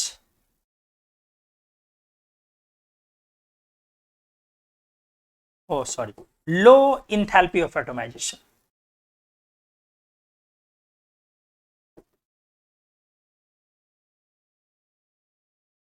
जरा सोचे, एक बार दिमाग लगाए। मैं देखता हूं कि आप पकड़ पा रहे हैं कि नहीं। बहुत आसान नहीं है, बट अगर आपने बना लिया तो काफी मतलब समझा जाएगा कि हाँ भाई, आपके कॉन्सेप्ट सही डायरेक्शन में जा रहे हैं। मैंने बोला which of the following factor या factors favours stability of L triple plus ion. L triple plus ion की स्टेबिलिटी को इनमें से कौन सा फैक्टर फेवर करता है, बताइए। Low ionisation energy of aluminium, large entropy value, high heat of hydration और लो इंथैल्पी ऑफ एटोमाइजेशन।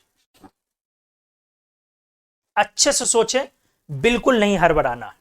मैंने बोला कि यह आसान नहीं है निकालना इसको।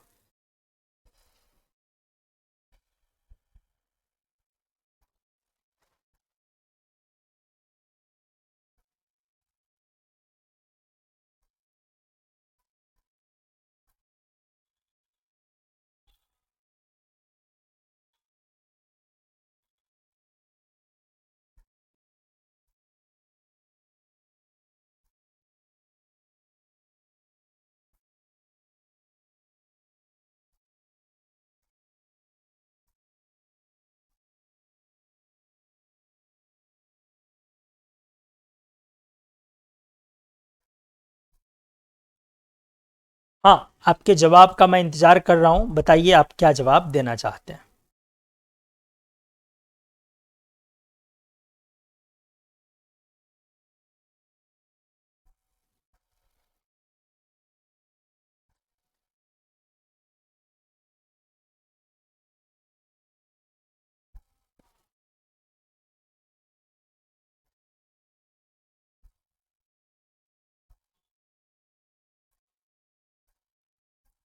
जी, चलिए, प्रवेश ने आंसर किया है सबसे पहले 3, 2, 4। 3 आंसर किया है, 3, 2, 4, मतलब 2, 3, 4। रचित ने आंसर किया है 2 और 3।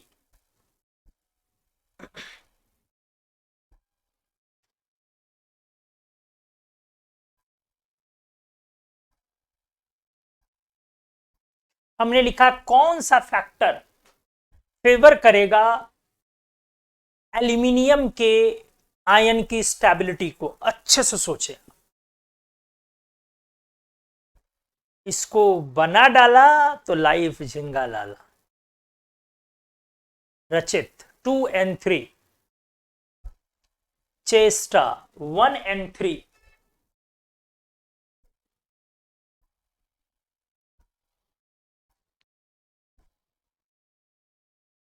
जसवीर 3 और 4, फहद 3।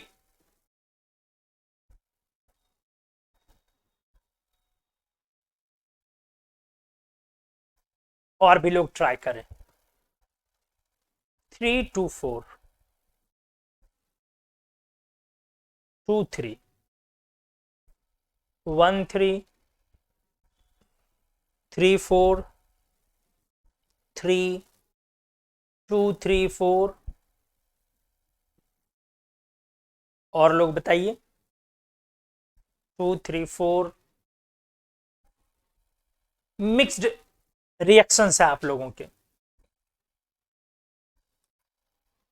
कुछ लोगों का 2, 3, 4, 2, 3 हर तरह का जवाब है। नहीं और कोई देना चाहेंगे?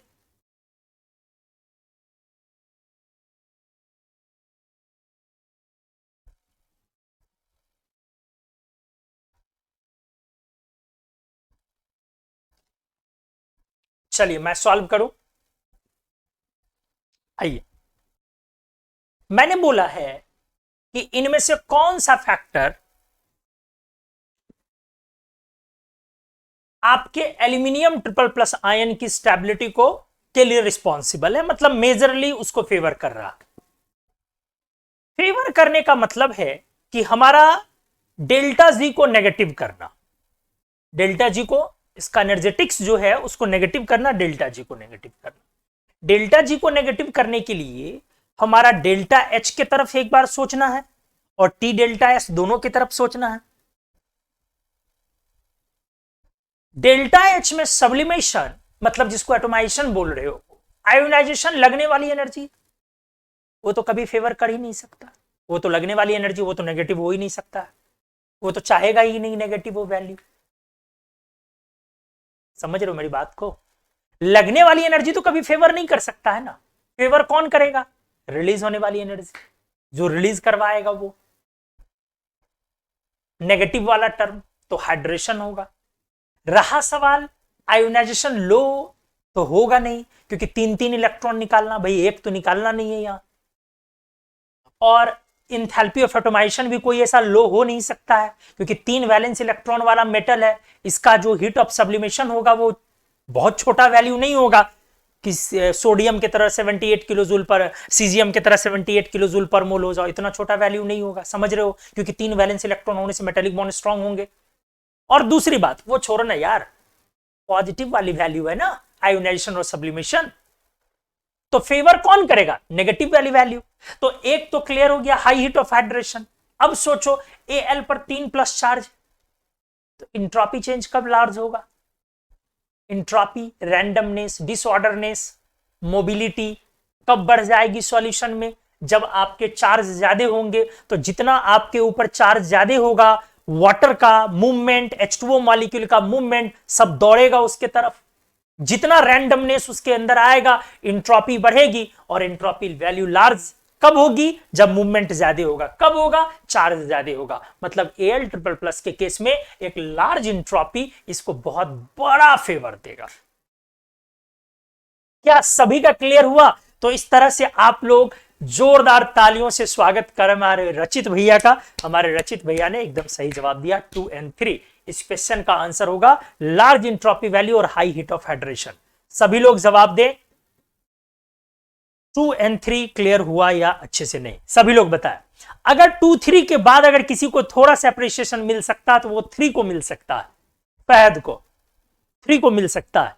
बाकी 1 और 4 अब एक्सेप्टेबल नहीं है। ये जवाब 1 और 4 रिक्वायर्ड इंथैल्पीज है।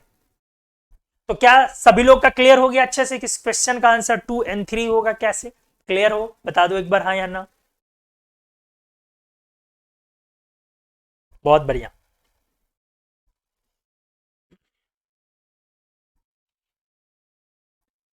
लिखो लिखो लिखो लिखो लिखो लिखो जल्दी।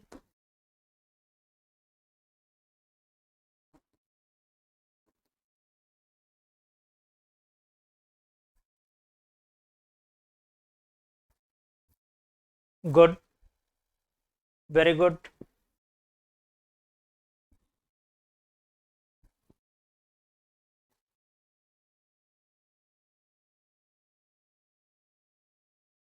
इस तरह से स्टेबिलिटी ऑफ आयन जिन चीजों पर डिपेंड करेगा, उसमें सबसे पहले लिखोगे directly proportional to heat of hydration. कितने चीजों पर डिपेंड करेगा? Directly proportional to heat of hydration बहुत इंपॉर्टेंट हो गया उसमें से एक फैक्टर। ये क्लियर है? दूसरा पॉइंट आ जाओ। Inversely proportional ionisation energy, ionization energy कम होनी चाहिए।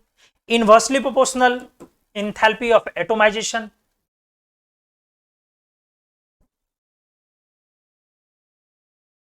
सही है, ये तो फैक्टर आया। Directly proportional entropy change,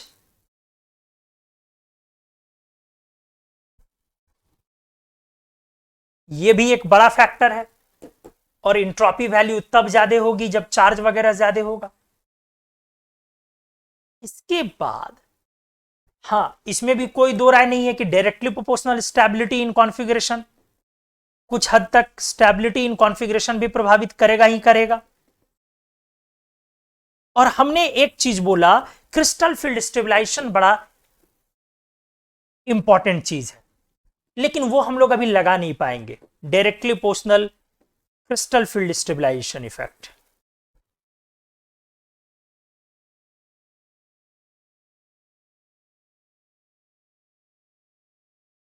crystal field stabilisation effect के डायरेक्टली प्रोपोर्शनल हमने बोला कि ये एक इंपॉर्टेंट फैक्टर है जिसको अभी हम लोग चाह के भी नहीं लगा पाएंगे।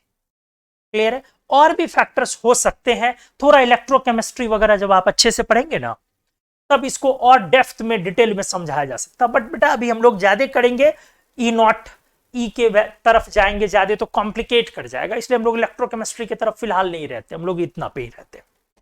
तो हमने लिखा यहां पर किस तरह से। अब एक बात बता, अगर आपका दो एटम आयन बनाने के होर में, अच्छे से सुन ले, दो मेटल आयन बनाने के होर में दोनों को आयन बनाना है, दोनों को इलेक्ट्रॉन लूज करना है, तो कहानी क्या है? पहले तो आपको समझ में आ गया कि सबसे बड़ा फैक्टर क्या है, हाइड्रेशन और आयनाइजेशन और इंट्रोपी, ये तीन तो खैर बहुत बड़ा फैक्टर है। मैं करके दिखाता भी हूं एक दो चीजों को। अब हमने बोला कि अगर दो मेटल मान लो आयन बनाने की होर में दोनों इलेक्ट्रॉन लूज करने जा रहा है, तो मेटल का तो काम इलेक्ट्रॉन लूज करना, समझ रहे हो ना? Loss of electron, oxidation means reducing agent. क्या बोला हमने? दो मेटल है, दोनों इलेक्ट्रॉन लूज कर रहा है, तो loss of electron means oxidation. दो मेटल है, दोनों इलेक्ट्रॉन लूज करने जा रहा है, loss of electron means oxidation, means they are reducing agent, क्योंकि इलेक्ट्रॉन लूज हो रहा है। दोनों मेटल में जो इलेक्ट्रॉन आसानी से लूज करेगा, इसका मतलब क्या? आसानी से लूज करने वर्ड का मतलब क्या है? मतलब है आयन बन के आयन का स्टेबलाइजेशन। अब सिर्फ आसानी से लूज करने का मतलब आयनाइजेशन नहीं है, क्योंकि आयन जो बनेगा प्रैक्टिकली गैसियस आयन, एनर्जेटिकली जो है वो मीनिंगलेस है उसका एग्जिस्टेंस। तो एक्वस आयन, तो आसानी से लूज करने का मतलब है कि जो आयन बनेगा वो रिलेटिवली स्टेबल हो। तो जो इन दोनों मेटल में रिलेटिवली स्टेबल आयन का फॉर्मेशन करे, इसका मतलब है उस मेटल को, उसके मेटल को इलेक्ट्रॉन लूज करने की टेंडेंसी ज्यादा थी, मतलब वो मेटल ज्यादा रिएक्टिव था। क्या बोला हमने? इस कॉन्सेप्ट से आप सामान्य तौर पर रिएक्टिविटी ऑफ मेटल को कनेक्ट कर सकते हैं कि इन जनरल जितनी ज्यादा टेंडेंसी आयन बना के उसको स्टेबलाइजेशन की होती है किसी मेटल को, उतनी इस मेटल की रिएक्टिविटी भी मानी जाएगी। क्लियर है? तो रिएक्टिविटी ऑफ मेटल को भी आप इससे कनेक्ट कर सकते हैं, और हमारा सिलेबस कनेक्ट करके पढ़ाई करता है और करवाता है हमसे। देखो मैं क्या लिख रहा हूं, जरा ध्यान दो, प्लीज ध्यान दो। हमने बोला कि generally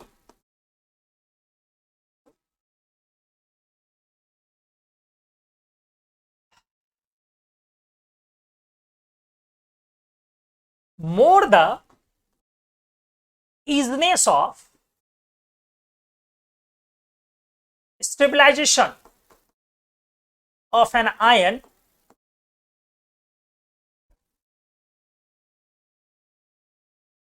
reflects the greater reactivity of concerned metal।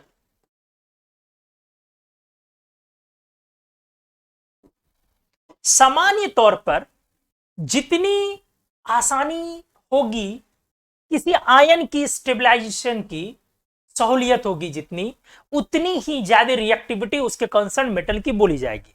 More the easiness of stabilisation of an ion, जितना इजनेस है आयन को स्टेबलाइज करने का, it reveals the greater stability, greater लिखा हमने, ग्रेटर स्टेबिलिटी किसका? उसके कंसर्न मेटल की, उसके कंसर्न मेटल की। ठीक है? या आप ऐसे इसको अदर वर्ड्स में इसको ऐसे बोले, आप बोलेंगे कि कोई मेटल एलिमेंटल स्टेट से, किस स्टेट से, एलिमेंटल स्टेट से कन्वर्ट होने जा रहा है किसमें, आयन बनाने जा रहा है, एक्वस। तो इसकी फिजिबिलिटी किस पर डिपेंड करेगी, मतलब स्टेबलाइजेशन इसका डायरेक्टली प्रोपोर्शनल किसके हो जाएगा, इसका स्टेबलाइजेशन ऑफ m पर m प्लस आयन का डायरेक्टली प्रोपोर्शनल किसके हो जाएगा बेटा, बोलो, डेल्टा जी के ना, नेगेटिव में। ठीक है, तो जितना स्टेबलाइजेशन होगा ज्यादा, इसका मतलब क्या बोला जाएगा कि मेटल की रिएक्टिविटी, मेटेलिक रिएक्टिविटी, उस मेटल की रिएक्टिविटी भी उतनी ज्यादा होगी, या कह सकते हैं रिड्यूसिंग पावर, क्योंकि वो मेटल के इलेक्ट्रॉन लूज करने का मतलब है रिड्यूसिंग एजेंट, तो आप बोल सकते हैं कि रिड्यूसिंग पावर ऑफ मेटल उतना ही ज्यादा हो जाएगा। मतलब यह है कहने का कि जिन चीजों पर यह स्टेबिलिटी डिपेंड किया, उन फैक्टर्स पर रिड्यूसिंग पावर भी डिपेंड करेगा, कहने का यह मतलब है। अच्छे से देख ले, मैंने क्या बोला, मैंने बोला कि इस तरह से 10, अगर आपसे बोले रिएक्टिविटी या रिड्यूसिंग पावर ऑफ मेटल किन चीजों पर डिपेंड करता है, रिएक्टिविटी या रिड्यूसिंग पावर ऑफ मेटल किन चीजों पर डिपेंड करता है, तो इसके लिए भी वही चीजें हम लिखेंगे, क्या, directly proportional to inversely proportional ionisation energy, directly proportional hydration energy negative में, वगैरह वगैरह, जो सारे फैक्टर्स। सामान्य तौर पर इन जनरल अगर लिख दूं मैं, इन जनरल मेटल की रिएक्टिविटी के बारे में या रिड्यूसिंग पावर, तो लेफ्ट एंड डाउन जाने पर चूंकि आयोनाइजेशन एनर्जी घटता है तो मेटल की रिएक्टिविटी बढ़ जाती है, सामान्य तौर पर, लेकिन कोई फिक्स नहीं है, वो डेल्टा जी पर डिपेंड करेगा। ठीक है, क्या बोला हमने, लेफ्ट एंड डाउन जाने पर पीरियोडिक टेबल में आयोनाइजेशन एनर्जी घटेगा तो सामान्य तौर पर मेटेलिक रिएक्टिविटी बढ़ जाएगी, लेकिन फिर हमने बोला फिक्स नहीं है, वो डेल्टा जी पर डिपेंड करेगा, इसी पर डिपेंड करेगा। तो आपने क्या सीखा, हमने आपको इससे पिछले पेज और इस पेज में यह बताया, पहला पॉइंट कि स्टेबिलिटी ऑफ आयन इस तरह से बहुत सारी चीजों पर डिपेंड करेगा, और अगर दो आयन की स्टेबिलिटी में एक जिस आयन की स्टेबिलिटी ज्यादा है, इसका मतलब उसका जो कंसर्न मेटल है उसको इलेक्ट्रॉन लूज करने की टेंडेंसी ज्यादा है, उसकी रिएक्टिविटी ज्यादा है, और लॉस ऑफ इलेक्ट्रॉन ऑक्सीडेशन मतलब रिड्यूसिंग एजेंट, मतलब वो मेटल ज्यादा अच्छा रिड्यूसिंग एजेंट कहलाएगा। तो मेटल की रिएक्टिविटी या मेटल का रिड्यूसिंग पावर, रिड्यूसिंग एजेंट है मेटल, उसका जो रिड्यूसिंग पावर है वो inversely proportional ionisation energy, directly proportional hydration energy, सामान्य तौर पर इसको हमने कोरिलेट कर दिया। ठीक है, सामान्य तौर पर जनरली लगा दिया, एक कोरिलेट कर दिया हमने, तो लेफ्ट एंड डाउन जाने पर मेटेलिक रिएक्टिविटी बढ़ती है। अब देखो आपके सामने यहां पर मैंने कुछ लिस्ट रखा हुआ है, अच्छे से देख लो इसको, मैं दिखा रहा हूं।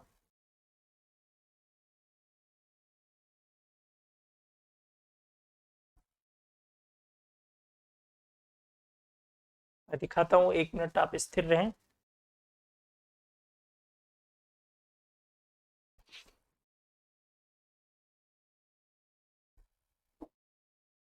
ये मिक्स्ड है एक, चलो इससे नहीं, इससे क्लियर कर देता हूं मैं। यहां भी लिखा हुआ है हालांकि, लेकिन इससे नहीं, इस पेज से क्लियर करता हूं। देखो ये पेज, इस पेज में हमने क्या किया है, अच्छे से देख लो, काफी इंपॉर्टेंट है।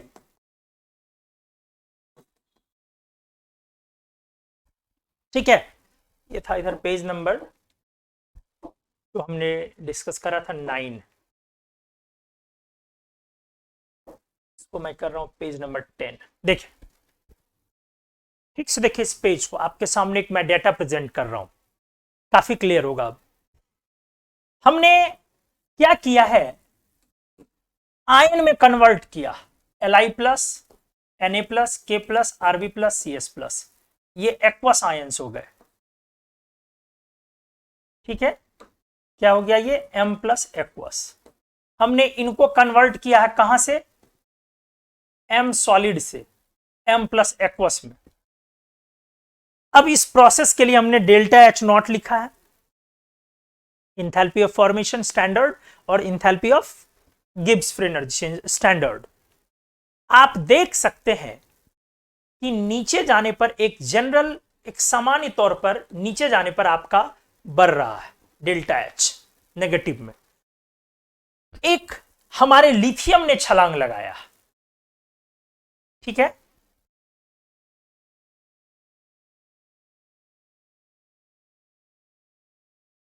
यहां भी आप देख रहे हैं कि हमारा बढ़ रहा है, कौन? Delta G not formation negative में। इसका मतलब है कंसर्न मेटल की रिएक्टिविटी बढ़ रही है।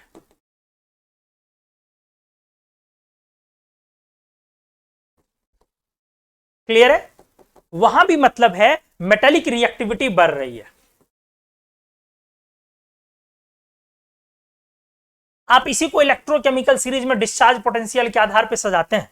आप ध्यान दें, आपने इलेक्ट्रोकेमिकल सीरीज में पढ़ा होगा, एल्यूमिनियम के बाद ठीक मैग्नीज देखा होगा, फिर जिंक देखा होगा, फिर आयरन देखा होगा, फिर कोबाल्ट देखा होगा, फिर निकल देखा होगा, फिर टीन देखा होगा, और फिर लेड देखा होगा। और इनके आयंस का डेल्टा जी नॉट देखिए, ऊपर ज्यादा रिएक्टिव, आपको ऊपर की तरफ इलेक्ट्रोकेमिकल सीरीज में ना, ऊपर की तरफ आपको मोर नेगेटिव डेल्टा जी मिलेगा। इसका मतलब है मेटेलिक रिएक्टिविटी या रिड्यूसिंग पावर बढ़ गया। मेटेलिक रिएक्टिविटी या रिड्यूसिंग पावर हमारा बढ़ गया। अब आप फील कीजिए एल्यूमिनियम ट्रिपल प्लस का क्यों इतना ज्यादा है वैल्यू, -485, जरा फील करें, ठीक है। तो आप, उम्मीद है मेरी बातों को समझ पा रहे होंगे कि ये सारी चीजें जो है करी गई है, ये बता रहा है कि जितना हमारा डेल्टा जी बढ़ रहा है नेगेटिव में, इसका मतलब उसके आयन का स्टेबलाइजेशन उतना इजी है, मतलब उसका कंसर्न मेटल उतना ज्यादा रिएक्टिव कहा जाएगा। तो ये डाटा आपको बता रहा है कि क्यों मैग्नीशियम से कैल्शियम से ज्यादा, स्ट्रोंशियम से ज्यादा, लेकिन एक्सेप्शनली लिथियम ज्यादा नीचे आ गया अचानक से। देख रहे हैं, ये 293 है, ये देखिए ये 293 है, तो ये अचानक से सबसे नीचे आ गया। तो आपको क्या कंक्लूड करना है यहां पर, आप क्या बोलेंगे? आप बोलेंगे, आराम से आइए, लेफ्ट एंड डाउन जाने पर हमारी मेटेलिक रिएक्टिविटी बढ़ती है सामान्य तौर पर।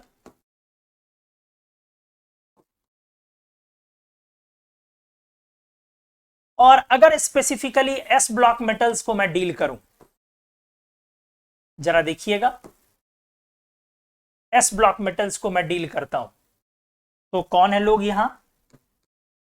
Lithium, sodium, potassium, rubidium, caesium, beryllium, magnesium, calcium, strontium, barium.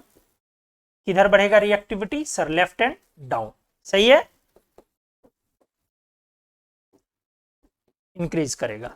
हमारे सिलेबस में सारे का अरेंजमेंट नहीं लगाना है, एक लिथियम का अरेंजमेंट लगाना है, सोडियम का, पोटेशियम का, सीजियम का, और इधर ले लीजिए बस मैग्नीशियम और कैल्शियम का, इतने एलिमेंट का। तो आपने क्या देखा, लिथियम अब नॉर्मली सबसे आगे निकल गया, तो सबसे ज्यादा कौन है इस तरह से रिड्यूसिंग पावर या रिएक्टिविटी? जल्दी बताइए, सबसे ज्यादा इन सब में रिड्यूसिंग पावर किसका आ गया बेटा? लिथियम का नरे, बिल्कुल सबसे ज्यादा लिथियम का। लिथियम के बाद छोटो सीजियम, इसके बाद इन दोनों में लेफ्ट पोटेशियम, फिर कैल्शियम, फिर सोडियम, फिर मैग्नीशियम। ये हमारे एस ब्लॉक मेटल का रिड्यूसिंग पावर का इलेक्ट्रोकेमिकल सीरीज में इसी ऑर्डर में ऊपर में लिखा रहता है। अब आपसे देखो क्वेश्चन कैसा आएगा, आपसे क्वेश्चन ऐसा पूछा जाएगा, ध्यान से, which of the following factor makes lithium more reactive than cesium? Lithium को कौन सा फैक्टर सीजियम से ज्यादा रिएक्टिव बनाता है? Option A, low ionisation energy of caesium, option B, high heat of hydration of, ये क्वेश्चन तो बहुत बार कंपटीशन में आया, high heat of hydration, high heat of hydration of caesium, sorry lithium, option C, low enthalpy of atomisation of caesium, option D high ionisation energy of lithium. बताइए क्या आप answer करेंगे इस क्वेश्चन का, प्लीज। इस question का आप answer क्या करेंगे बताइए।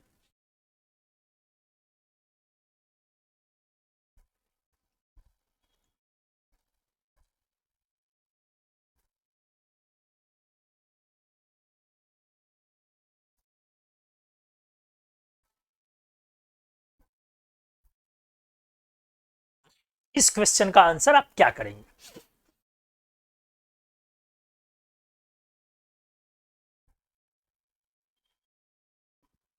कौन सा फैक्टर लिथियम को सीजियम से, कौन सा फैक्टर लिथियम को सीजियम से ज्यादा रिएक्टिव बनाती है? पहला, low ionisation energy of caesium. दूसरा, high heat of hydration of lithium. तीसरा, low heat of sublimation, enthalpy of sublimation of caesium. और चौथा, high ionisation energy of lithium.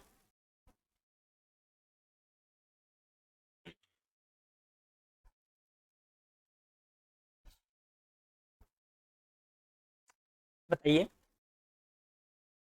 जो अभी हमने डेटा पेज बताया बस वो एक इंफॉर्मेशन था दिखाने के लिए आपको कि हमने डेल्टा जी फॉर्मेशन का एक इक्वेशन लिखा है, आप देखिए वैल्यू लिखा है कि सामान्य तौर पर मेटेलिक रिएक्टिविटी का ऑर्डर आप कैसे डिसाइड करेंगे।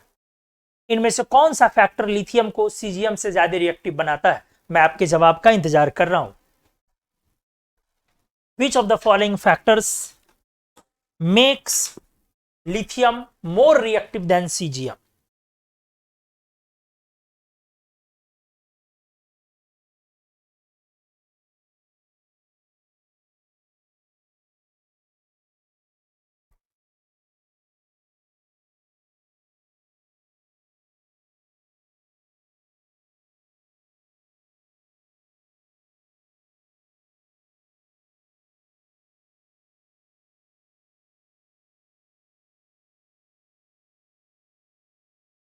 बताइए, आपके जवाब का इंतजार कर रहे हैं।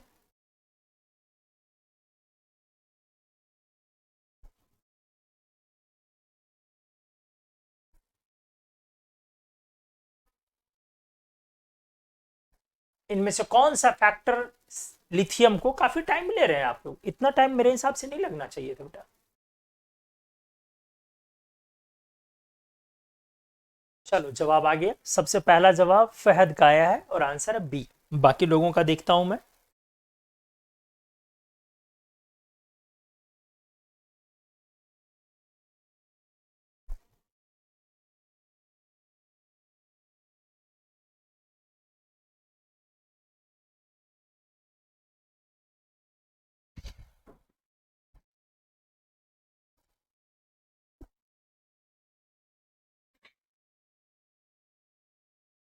आइए, गुड, बी आंसर कर रहे हैं आप लोग। Very good, very good. आते जाइए, सभी लोग बी लगाए जा रहे हैं, सारे के सारे लोग बी पर हो। वेरी गुड, क्या बात है, एक बार में समझ में आ गया, शानदार, जबरदस्त, बिल्कुल एग्जैक्टली बी होगा आंसर, बहुत सही। आज मैं सॉल्व करता हूं। अब लिथियम ज्यादा रिएक्टिव है सीजियम से, इसका मतलब है कि मैं दोनों का कन्वर्जन करके देखूं। लिथियम सॉलिड को मैं कन्वर्ट करूं, लिथियम इलेक्ट्रॉन लूज करूं और आयन एक्वस स्टेबलाइज करूं, वर्सेज सीजियम सॉलिड को मैं कन्वर्ट करूं CS प्लस एक्वस में। तो बहुत क्लियर सी बात है, इसमें जो पॉजिटिव इंथैल्पीज और नेगेटिव इंथैल्पीज लगेंगे उसमें सबसे पहले सब्लिमेशन, फिर आयोनाइजेशन और फिर हाइड्रेशन। तीन चीजें, डेफिनेटली हाइड्रेशन Li प्लस की है, आयोनाइजेशन लिथियम की है और सब्लिमेशन यहां लिथियम की है। और वही चीज यहां पर जो तीनों आप लोगे तो ये तीनों चीज सीजियम की है। पॉजिटिव वाली चीजें कम चाहिए हमें और नेगेटिव वाली चीजें हमें ज्यादा चाहिए।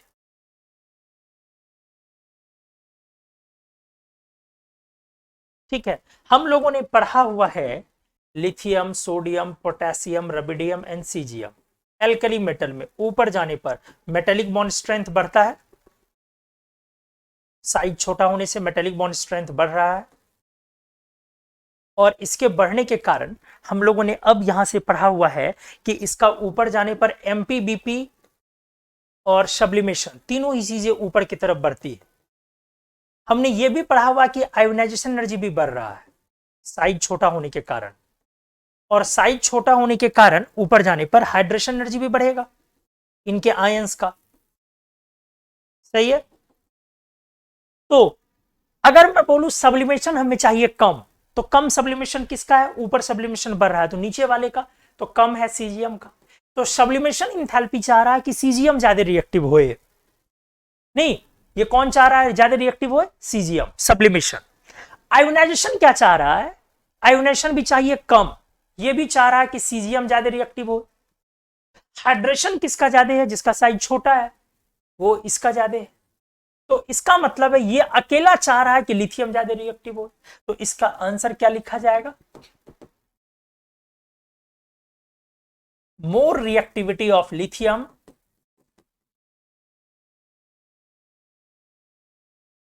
is due to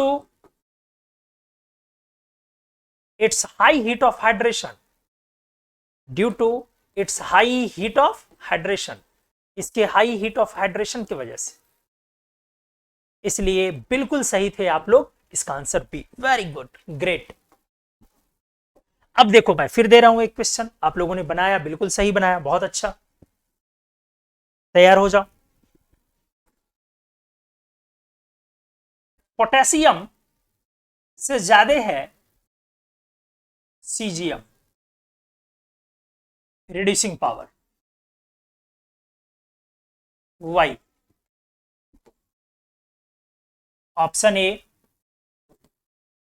low ionization energy of caesium, option B high heat of hydration of potassium, option C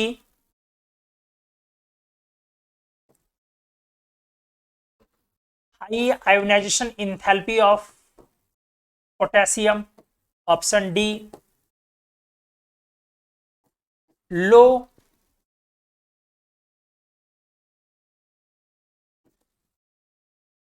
high enthalpy of atomisation of potassium. सोच समझ के जवाब दे।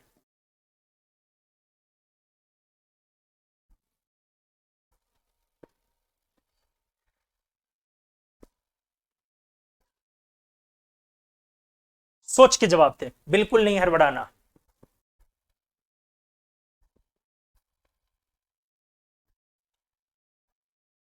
एकदम इत्मीनान से।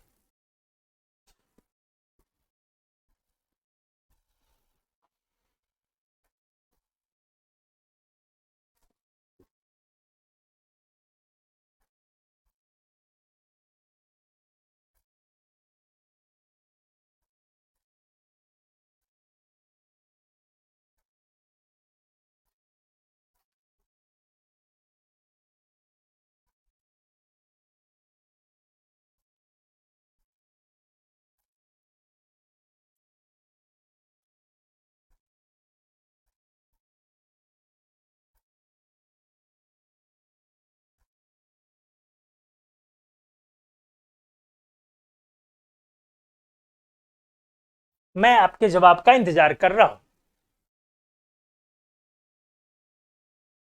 पोटेशियम से सीजियम का रिड्यूसिंग पावर ज्यादा है।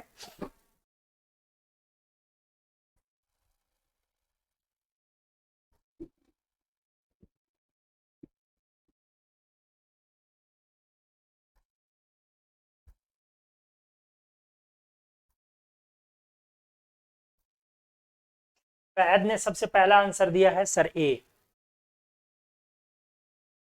फहद, क्या आपके पीछे के सारे टॉपिक इसमें कवर्ड हैं?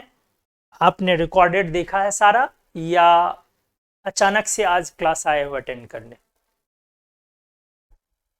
और लोग जवाब दे तब तक।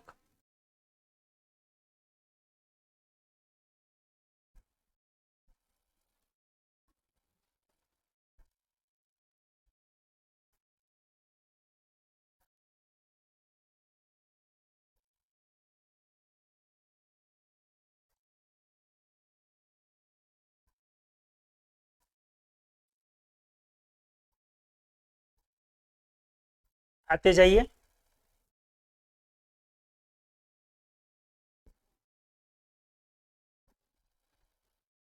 जवाब देते जाइए। ए।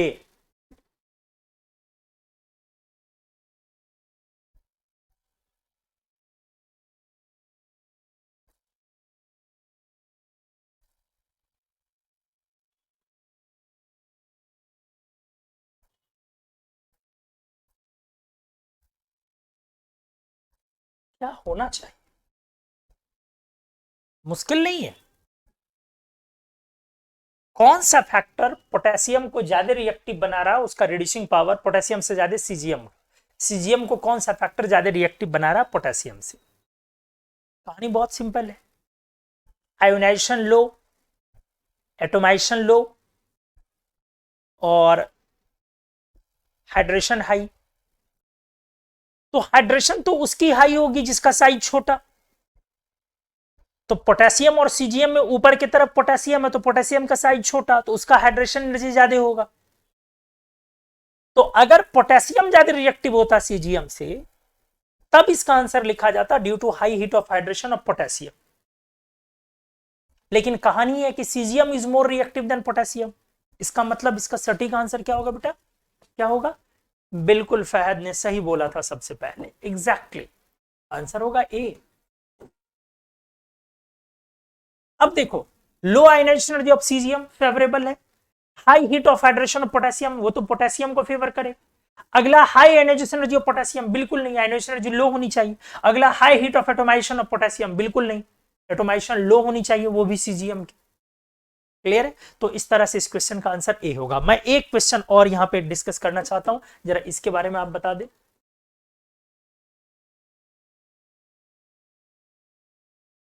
reducing activity of calcium is larger than sodium.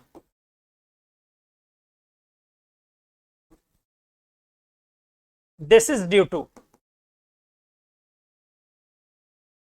एक या एक से ज्यादा आंसर्स हो सकते हैं।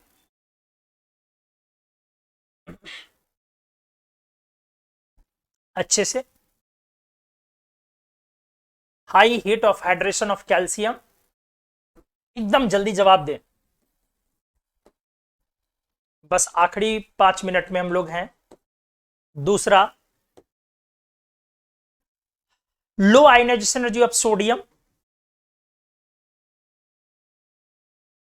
तीसरा, large entropy value of calcium. और चौथा,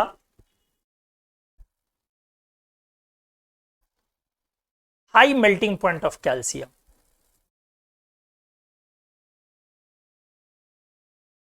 अच्छे से सोच के जवाब दे।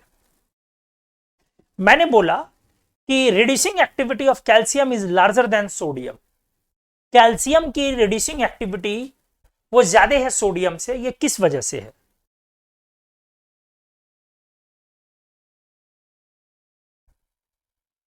पहला, high heat of hydration of calcium. दूसरा, लो ionization energy of sodium.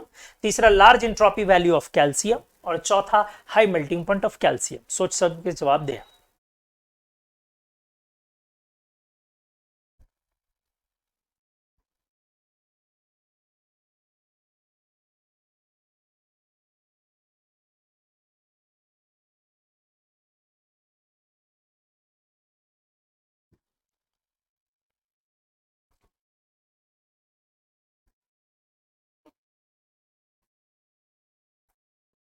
Calcium की रिड्यूसिंग एक्टिविटी सोडियम से ज्यादा है, क्यों है?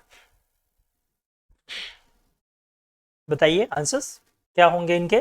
एक या एक से ज्यादा आंसर हो सकता है, या आपको लगता है कि एक ही होगा तो आप एक ही जवाब दें।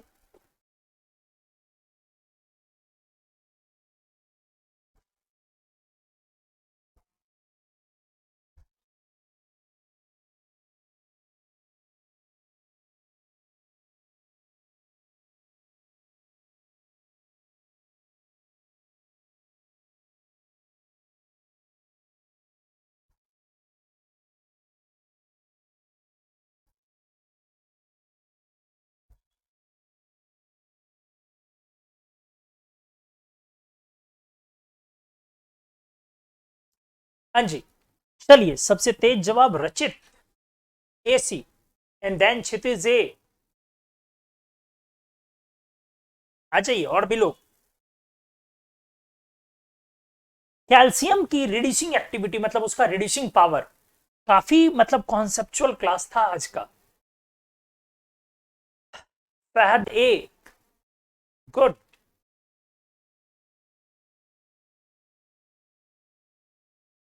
आते जाइए आते जाइए। AC और A के बीच आप लोगों में लड़ाई चल रही है। कैल्शियम की रिड्यूसिंग एक्टिविटी अगर सोडियम से ज्यादा है तो इसके पीछे का आंसर क्या है, लॉजिक क्या है? तो एक तो रिएक्टिविटी फेवरेबल होता है। अच्छे से आ जाए, मैं यहां सॉल्व कर रहा हूं।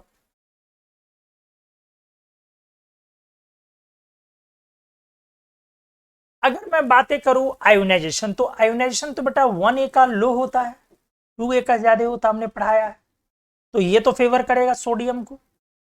हमने बोला सब्लिमेशन, तो हमने बोला था MP BP और एटोमाइजेशन ये सब कुछ 1A का कम होता है और 2A का ज्यादा होता है, वापस से ये फेवर करेगा सोडियम को। But calcium is more reactive, तो हाइड्रेशन तो बेटा डेफिनेटली सोडियम से ज्यादा होगा कैल्शियम का, क्योंकि यहां पर 2+ लगेगा और यहां 1+ आ जाएगा आयन बनने के बाद। तो एक तो ये फेवर किया इसको, और दूसरा चार्ज ज्यादा होने से इंट्रॉपी चेंज तो ज्यादा होगा ना, इंट्रॉपी वैल्यू तो ज्यादा होगी, तभी तो इंट्रॉपी चेंज ज्यादा होगा। इसीलिए इस क्वेश्चन का आंसर फाइनली जो अपना बनेगा वो सबसे पहला रचित ने और चेष्टा ने जो जवाब दिया है बिल्कुल सही है। शाबाश दोनों लोग, वेरी गुड। ए भी सही है और सी भी सही है, AC दोनों। तो आज के सफर में क्या था, आज के पिटारे में हम लोगों ने क्या डिस्कस करा, बस एक बार मैं बातें कर दे रहा हूं यहां। हमने आज स्टार्ट करा स्टेबिलिटी ऑफ आयन। अरे भाई आ तो जा यार, क्यों परेशान कर। स्टेबिलिटी ऑफ आयंस, ठीक है, इंट्रोडक्शन क्लास था आज SPDF ब्लॉक का, सारे ब्लॉक को लेके चले। बट हमने कॉन्सेप्ट स्टार्ट करा है कैसे, हमने बोला कि 3 तरह के सवाल आते हैं। एक इंडिविजुअल स्टेबिलिटी से, कौन सा आयन स्टेबल है अनस्टेबल है इस पर बातें। दूसरा रिलेटिव स्टेबिलिटी, 2 आयन की स्टेबिलिटी के ट्रेंड को। और तीसरा रेडॉक्स नेचर स्टेबिलिटी से। हमने एक सिंपल एग्जांपल लिया था कॉपर 1 कॉपर 2। हमने पहले एक जनरल स्टूडेंट का एक नजरिया लगाया, अब हंसी भी आ रही होगी, हमने नजरिया लगाया क्या कि फुल फील्ड कॉन्फ़िगरेशन देख के हमने स्टेबल बोल दिया। अब अभी के एनर्जेटिक्स को देख करके सोचो जरा, इस तरह से सवाल सॉल्व करना कितना खतरनाक है। फिर हमने बोला कि प्रैक्टिकली कॉपर 1 से ज्यादा स्टेबल कॉपर 2 है, और कॉपर 1 तो इनफैक्ट अनस्टेबल है और वो डिस्प्रोपोर्शनेट कर जाता है एक्वस सॉल्यूशन में फास्टली कॉपर 2 और कॉपर मेटल में। तो इसीलिए कॉपर 1 कलरलेस होते हुए भी कॉपर 1 का सॉल्यूशन जो है वो कलरलेस ना होकर के ब्लू सॉल्यूशन होता। ठीक है, हमने बोला कि एक्चुअली कोई आयन जो है उसकी स्टेबिलिटी के बारे में अगर आप बात करते हैं तो उसका मतलब होता है उसका एक्वस, क्योंकि gaseous ions energetically unstable state है गैसियस, क्योंकि बहुत ज्यादा एनर्जी उसमें बढ़ जाती है। तो हमने बोला इस तरह से एक्वस क्यों, क्योंकि जितनी एनर्जी हमने बढ़ाई है उसको बनाने में उन सारे को हाइड्रेशन कंपनसेट कर दे। तो हमने बोला कि एक आयन इस तरह से स्टेबलाइज होगा या तो उसका सॉल्वेशन हो जाए वाटर के थ्रू या किसी और सॉल्वेंट के थ्रू, या नहीं तो एनायन मिल जाए तो लैटिस लिबरेट करके स्टेबलाइज कर दे। बट एनायन मिलने के बाद कंपाउंड बन जाएगा, इसलिए हम लोग सॉल्वेशन पे चलते हैं। तो हमने इसलिए कंक्लूड करके लिखा कि stability of ion is explained in aqueous solution और in presence of any other solvents, दूसरे सॉल्वेंट्स में भी हो सकते हैं। अब हमने बोला कि एक आयन लिया कि इसकी स्टेबिलिटी, अगर ये स्टेबल आयन है इसका मतलब है कि ये जो एलिमेंटल स्टेट से आयन बनने का सफर है इसका डेल्टा जी नॉट जो होगा फॉर्मेशन का गिब्स फ्री एनर्जी चेंज वाला, वो नेगेटिव होना चाहिए। तो इसके लिए डेल्टा H भी एक इंपॉर्टेंट चीज है। अब डेल्टा H में सब्लिमेशन, आयोनाइजेशन और हाइड्रेशन 3 टर्म है, तो बहुत क्लियर है डेल्टा G को नेगेटिव बनाने के लिए पॉजिटिव वाली चीजें कम चाहिए और नेगेटिव वाली चीजें ज्यादा चाहिए। तो हमने लिखा एक आयन तब स्टेबल कहा जाता है जब जितने इंथैल्पीज की जरूरत है उसको कंपेंसेट कर दे हाइड्रेशन इंथैल्पी। और हमने क्लियर लिखा कि इस फैक्टर के अलावे एक क्रिस्टल फील्ड स्टेबलाइजेशन बड़ा इंपॉर्टेंट और बड़ा फैक्टर है, बट उसको अभी हम लोग लगा नहीं सकते हैं। क्यों? वो क्रिस्टल फील्ड थियरी पढ़ने के बाद, CFT पढ़ने के बाद कोऑर्डिनेशन में आ जाएगा, तो वहां पे डिस्कस करेंगे। जैसे Mn4+ के स्टेबल होने के पीछे का कारण है उसका half filled crystal field configuration, उसका half filled crystal field configuration ठीक है, जबकि D3 हाफ फिल्ड नहीं होता। एक्चुअली वाटर के आने के बाद वो स्प्लिट कर जाता है, उसका डी एनर्जी लेवल दो टुकड़ों में बट जाता है। क्यों, ये वहां पढ़ेंगे, लेकिन इसका लॉजिक आप नहीं अभी डिफाइन कर पाएंगे। हाँ, क्रोमियम 3 के भी स्टेबिलिटी के पीछे यही कारण है, वहां भी D3 है। ठीक है, फिर हमने डिफाइन किया कि Mn2 प्लस स्टेबल है। क्यों, तो आप हाफ फील्ड देख रहे हैं, अब जान रहे हैं स्टेबल है तो लिख दीजिए, इसलिए स्टेबल है। अगर कॉपर प्लस स्टेबल होता तब आप बोलते कि हाँ D10 है तो सही होता, बट कॉपर प्लस तो अनस्टेबल था, इसका मतलब उसका एनर्जेटिक्स उसको एक्सप्लेन करेगा।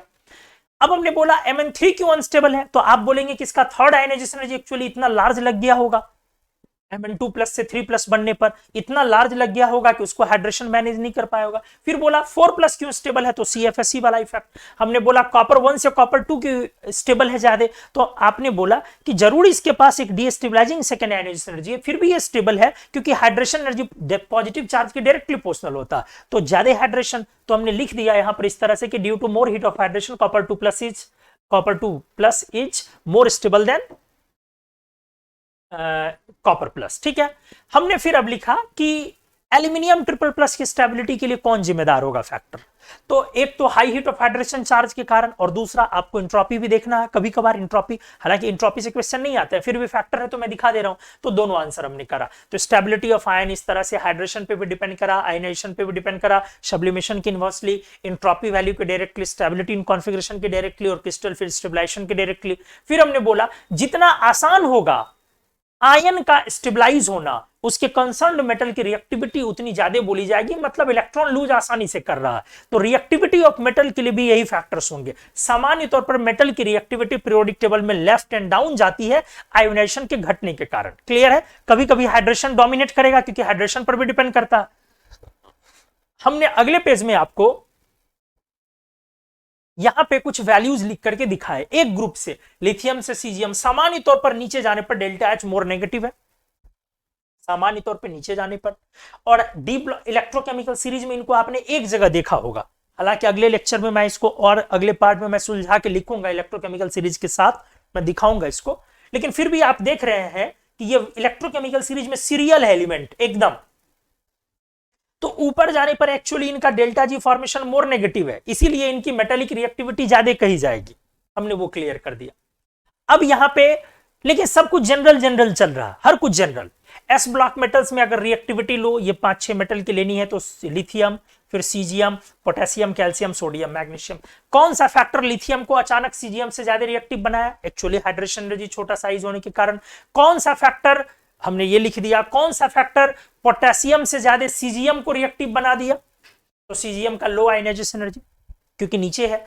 कौन सा फैक्टर कैल्शियम को ज्यादा स्ट्रांगली रिड्यूसिंग बना दिया सोडियम से, तो कैल्शियम का चार्ज ज्यादा है तो हाइड्रेशन भी ज्यादा और उसका एंट्रोपी वैल्यू भी ज्यादा।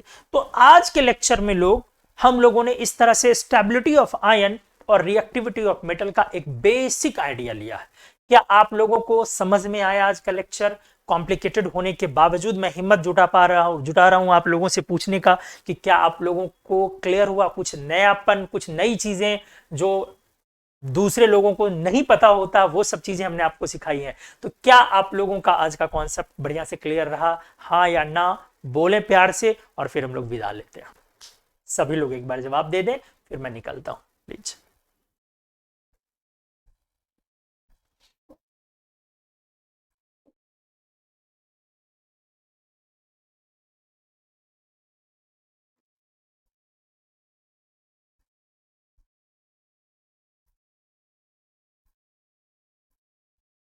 गुड, क्लियर है अच्छे से, नहीं?